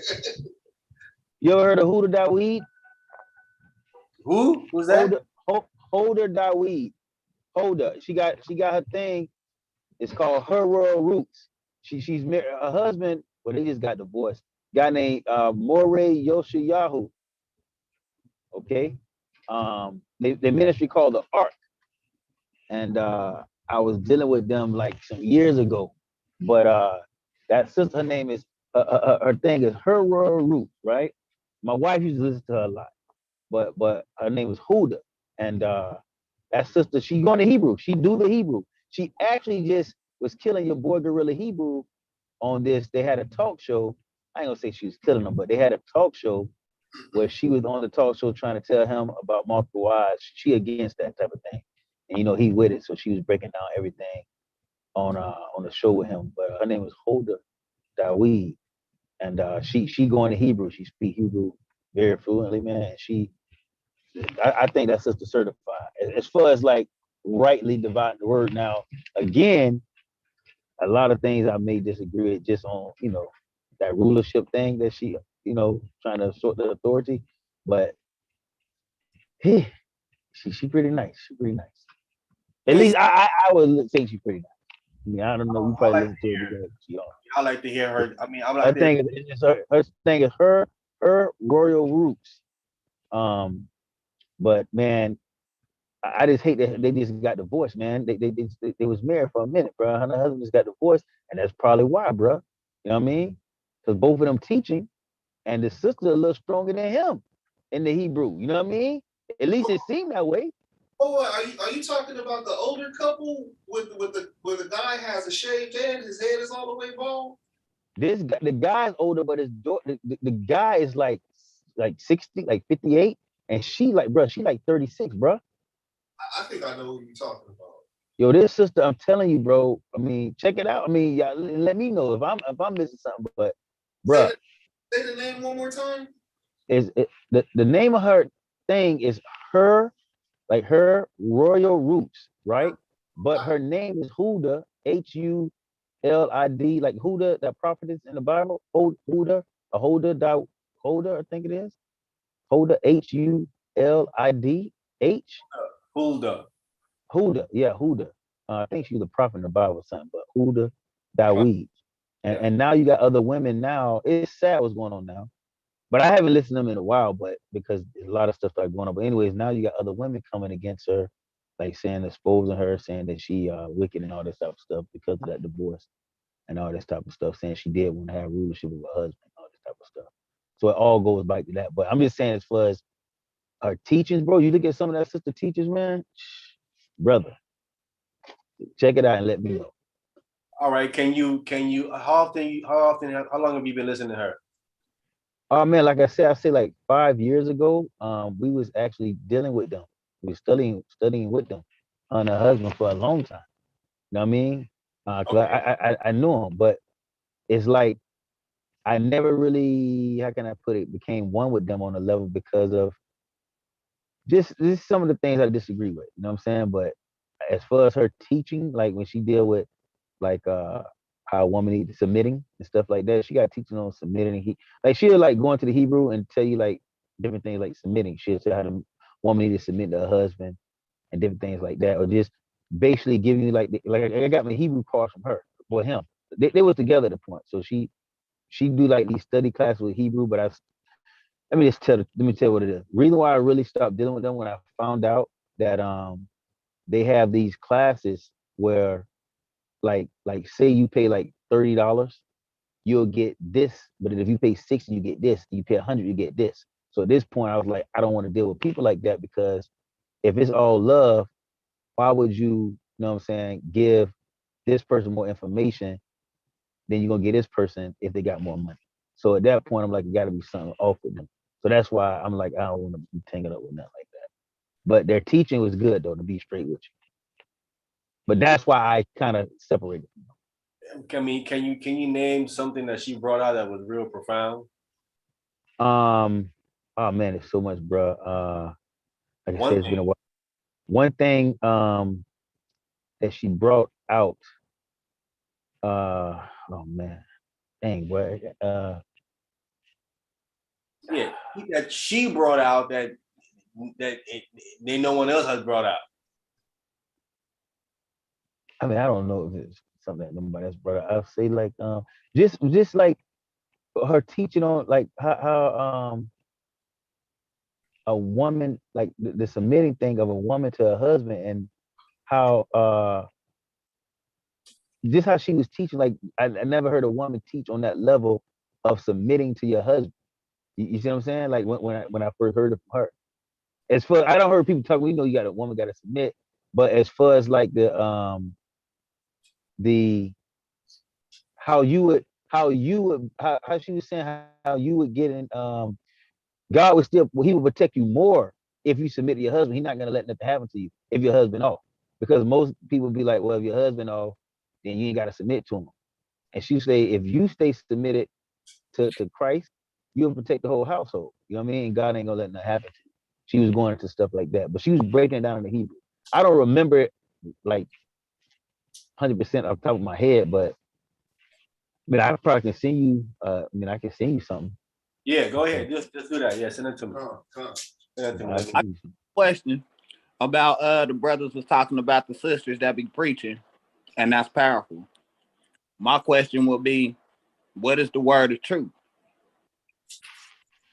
Ooh, that's a good question. It's not the word of truth, the Torah. Huh. Okay, so if we read in the Torah that women aren't supposed to be teaching, how are they rightfully dividing the word of truth?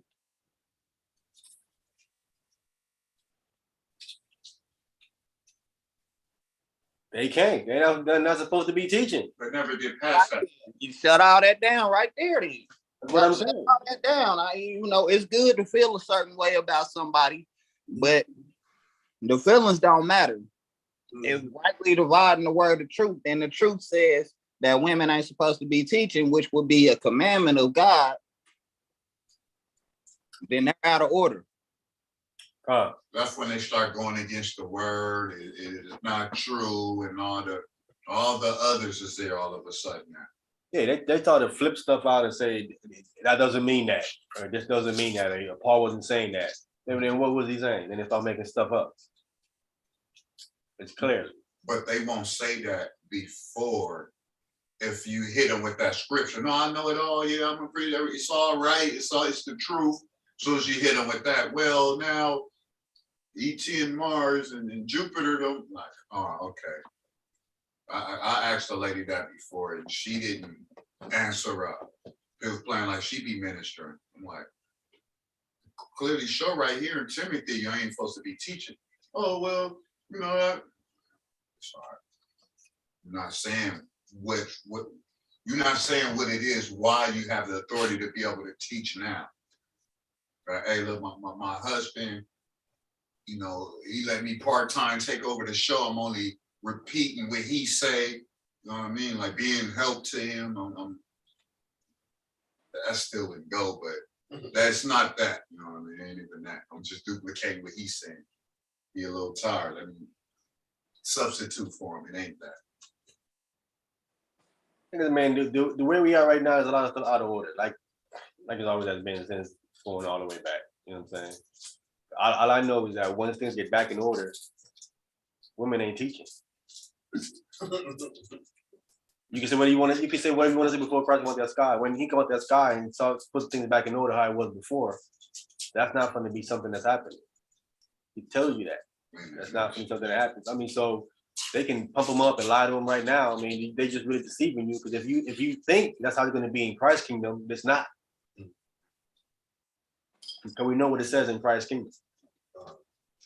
Paul already told they're going to be saved in childbearing. 140. True. You know what I'm saying? I mean, this is not trying to knock the sister, but yeah, the reality of the situation is when Christ comes, it's not what Josh is telling you. That's not the reality of the kingdom of Christ. What's going to go on forever after that? It's just not. And I don't think a real sister, a virtuous woman that's keeping law and commandments, I don't even think the desire for her to try to lead will even be in her like that. You understand what I'm saying? I just don't see how. It's like the brother was saying, like she got the nurturing spirit. She won't have the time to be a nurturer and try to be a warrior. That's like, it doesn't even, you can't do both like that. To nurture the kids, nurture the house, then you want to go be a warrior? Nah, you ain't gonna do that. No, I don't know what it. That's my moment. Like the question that every man. I heard Tupac. I think it was Tupac who said, "How can a woman raise a man?" Or how can that question right there? How can a woman raise a man? When a woman don't go through half of the things men go through. I mean, and it's stuff like my man just said, like Emmanuel just said. This is why I asked that question earlier. It's not that I'm trying to go against the man authoritative role as the head, but brother, I know personally, including myself. Well, I did have uncle, so I can't say me, but I do know brothers that did not have male positive, real moral models in their life. It was their mother that reared them up, told them to go to school, put them up, and these are beautiful brothers. You see what I'm saying? And they was raised by women. I know brothers like that person. So I'm like, man, it can't. I'm just like, do we put that across everything, or is it just a church? Well, and nowadays, look at the mothers who are raising men. I say half of these men turn out in the LGBTQ community, whatever that, in that community, right or wrong. You say half the men.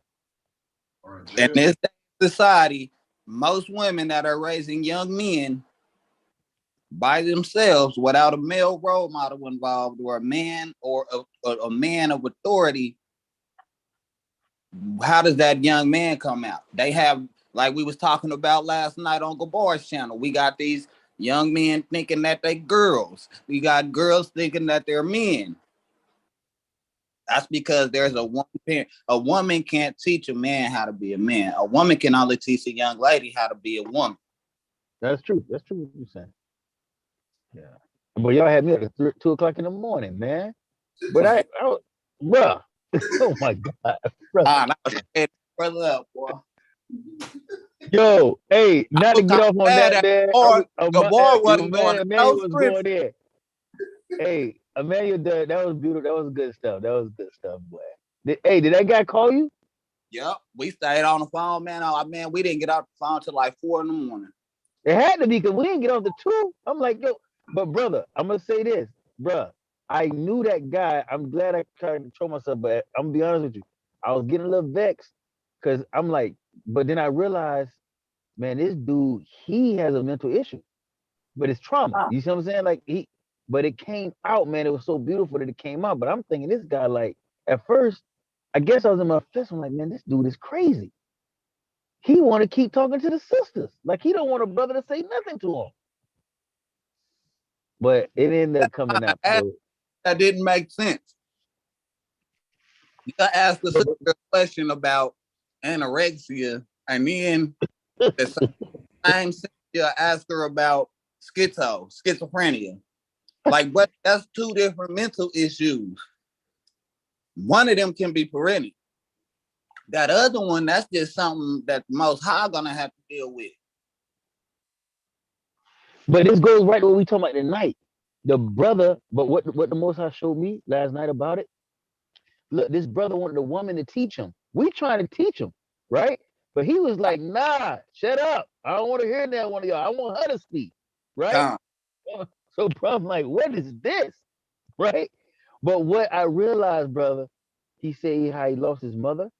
He never got questions and answers for his mother. So to him, he want to hear these sisters because it was like he got that trauma going on, so he want to hear from a woman.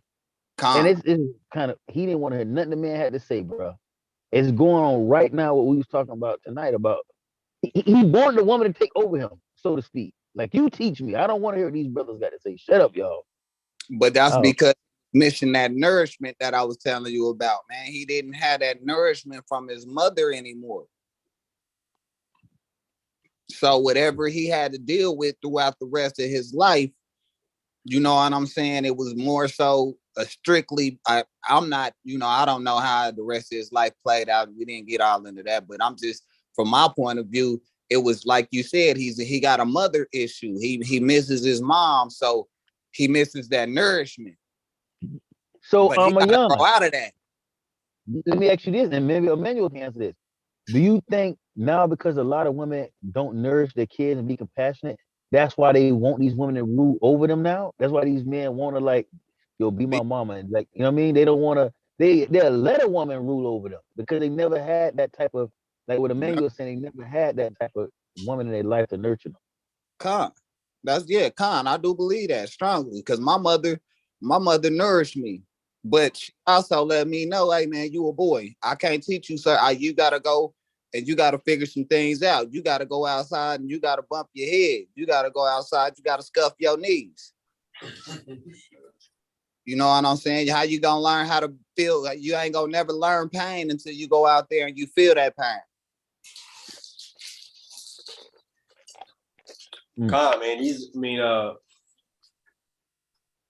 they just, the bottom line, man, is the classroom setting, as far as teaching men. Yeah. That's the bottom line. In a classroom setting with men, women are supposed to be over that teaching. Talking about children and stuff, it's not an issue with that, depending on the child age. And again, whatever the woman is teaching, in every level or facet it is, if he's a husband, he got to clear it by him. If you don't have a husband, because everything you teach, you are accountable for it, right? Because people have taught people stuff that cause people to die. To get them the wrong information and cause them their life. You know what I'm saying? Then all these people hide behind their PhD or their medical stuff, but it was a doctor told them this and they end up dead. You know what I'm saying? So whatever you're teaching someone, you better make sure you know what you're talking about and done your studies. You know what I'm saying? Some people just want to just start running their mouth and they have not really done the work, bro. And you're telling people whatever they want to tell them out their mouth. And a lot of people who don't study just go believe what they say and they run with it. And end up looking bad or whatever, or get a harm and stuff. You know what I'm saying? So, And I So you say a teacher is the most dangerous. A more is probably the most dangerous job on the earth. Then. yeah, I mean, it can literally cause you a soul salvation because you are deceiving people. So it ain't just, oh man, we trying to find women from teaching. Like, you gotta understand what you're getting yourself into. This ain't just get up here and just run your mouth and talk. You know what I'm saying? Because James talks about the power of the tongue. Because you can sometimes say the right thing to help someone or say the wrong thing to hurt them. All that goes along with you being a Gabar teacher. to read scriptures. I was looking for Gabar to hit him with scriptures last night. And I was like, man, you know, I kept telling Gabar, man, tell him, man, read the scriptures, brother. You talking about going in Texas and all that with, bro, don't tell him what you've been through in your life. Tell him what the Bible say. Yo, this probably the reason why I stayed on so late, bro. It was so entertaining. This guy, Emmanuel, boy. Oh man, oh my God, brother, Yeah, it was I gotta good, hear but it, man. I'm sorry I missed it, man. I was on the club out with these other guys going over this calendar stuff, man, all night. I said, man, I gotta hear it. I gotta hear the playback, man. I was. that was pretty wild. It was wild. All right, That brother. brother, We're getting ready to close it down. We get some closing comments from the brothers. Thank you, brothers, for coming on. Hopefully, this class was to help the women out. Sisters, we trying to help you sisters out. You know what I'm saying? We ain't trying to like tie you down and say you can't speak or you can't do this, you can't do that. There's a lot that goes along with teaching, sister. It ain't just teaching. There's a lot. You make sure you're putting in the work if you want to be a teacher and want to teach. And again, according to the Torah, the Christ, you can't do it in the classroom setting full of men and women. That's not where the Most High Christ wants you to be at. That's not there. It's going to protect, yes, sir. And you got to go into that Greek and Hebrew. A lot of people don't want to do that study. So you throwing people off when you don't do that because you can't get to the right place that you're trying to get to if you ain't following the right direction. Yeah. Don't try teaching when you're on your period. I'm letting you don't try teaching when you're on your period. Don't try teaching when you're in a bad mood. Don't do that. Because I'm telling you, these women would go try to teach on their period, bro. I don't care, and they defile the place, bro. Don't do that, sister. You know what I'm saying? Like, be honest, be real. If you're having your mood swings or you having whatever you're dealing with, that you're not in the right mind frame to be teaching. You need to work on yourself at that point. You know what I'm saying? So as usual, thank you, brothers, for coming on. As I always say, feed your spirit, stay prayed up. Any problems you have, take it to your spiritual father in Hamashiach Yahweh name. You know what I'm saying? Stay real, stay genuine. It's hard in these times. I know there's a lot going on all over the place, man, but we got to be examples to our brothers and to our sisters. You know what I'm saying? So with that, we get some closing comments from the brothers. Let's start with my brother, Servant Smith. Man, blessings as always, man. Good stuff tonight. Definitely enjoyed it, man. Love getting edified. So beautiful stuff. Yo, who y'all got tonight? Haney or the Spanish guy? Who's fighting tonight? Devin Haney is fighting the boy, what's the Jojo Diaz. He's a good fighter too. I'm not familiar with them, bro. No. Oh yeah, Devin Haney's good. I can check it out. Yeah. I thought Devonta was fighting tonight. Devonta, what's his name again? He fight tomorrow. Right? He fight tomorrow. Oh, he's fighting tomorrow, Sunday? Yeah. Because Devin's fighting tonight. Hey, Lil Tank. Right here. Lil Tank. Call him Lil Tank. I love him. watched about 3 hours of this stuff the other day. Call them little things. You wrong. Hey, ain't nobody gonna try little tank though. Ain't nobody gonna try little tank, man, on the street now. Yeah. He's knocking big tanks down. No. But nah, man, beautiful stuff tonight, man. I enjoyed it, man. I enjoyed it. All praise to the Most High, bro. Yes, sir. All praise to the Most High for that. All right, Emmanuel. Khan. Shabbat shalom to my brother, to my sisters.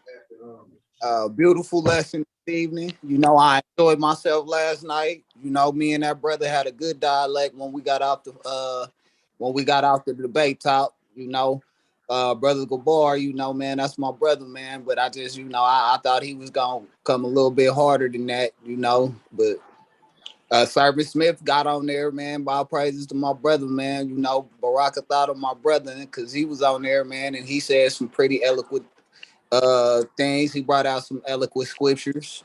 You know, the sisters was on there. It was a sister named Finesse on there. She was real. She was really she wasn't more so teaching, but she was giving good spiritual influence to the brother.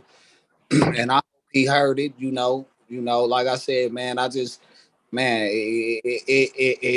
like I said last night, man, the brother just needed somebody to weep with him, you know. I don't think the brother wept, you know, and you know, sometimes, you know, that's what we all need from each other, you know, just a good brother and to dwell together in unity. So, you know, like I said, man, all praises to the Most High for this evening in the Masiaki Hawashai's name. And all my brothers stay safe. I love y'all. Baraka Thadi, y'all. Shabbat Shalom. Con, to the top for that, man. Again, I gotta hear it, man. I gotta hear the playback. I gotta hear it, man. sound like it was good, man. Wait for me, you know? I'm sorry, I missed it. About 3 hours long. Gabar was like, man, we gotta get off, man. I wasn't trying, man, we gotta get off, man. I ain't trying to be low past 3 hours, man. I only wanted about an hour. Dude, I can't believe I didn't get off that thing at 2 o'clock in the morning. I got in the bed, wife returned that bike to me, bro. But it was all good though. We good though. All good, man. All right, Ala Nathaniel.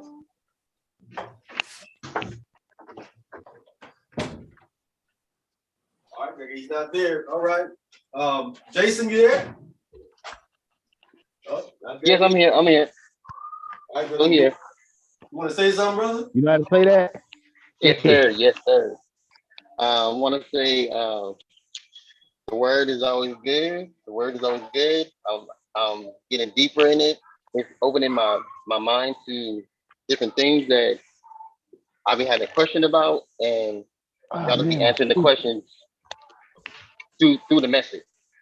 So thank you for having me be part of the group, and hope everybody's good, and God bless. All right, Jason. I have your jasher for you, bro. I'll be forgetting to bring it to you, man. So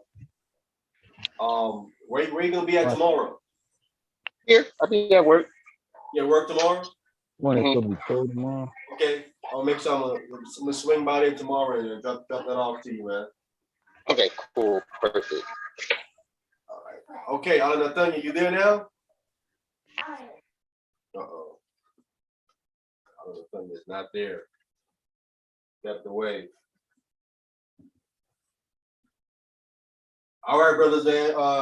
Shabbat shalom to you, brothers. Thank you for coming on. Most High willing. Hopefully see you brothers during the week on our weekly meetings. If not, hopefully next week. See you brothers back here again with another lesson. I'm probably gonna try to finish this lesson with the rest of the, because we did about half an hour of what Josh said. Try to finish the other stuff that he brought out with Hulda and whatever else he said, so we can try to completely cover everything that he's saying. And this is for our brothers or sisters specifically to try to keep them in line with the spirit and the Most High in Christ, so they're not being misled. Doing our part to bring that balance out through the word, so it's not just one-sided. You're hearing one side from Josh, but you can get both sides and then decide for yourself exactly what the scriptures are saying. Okay, so with that, we're going to say Shabbat Shalom to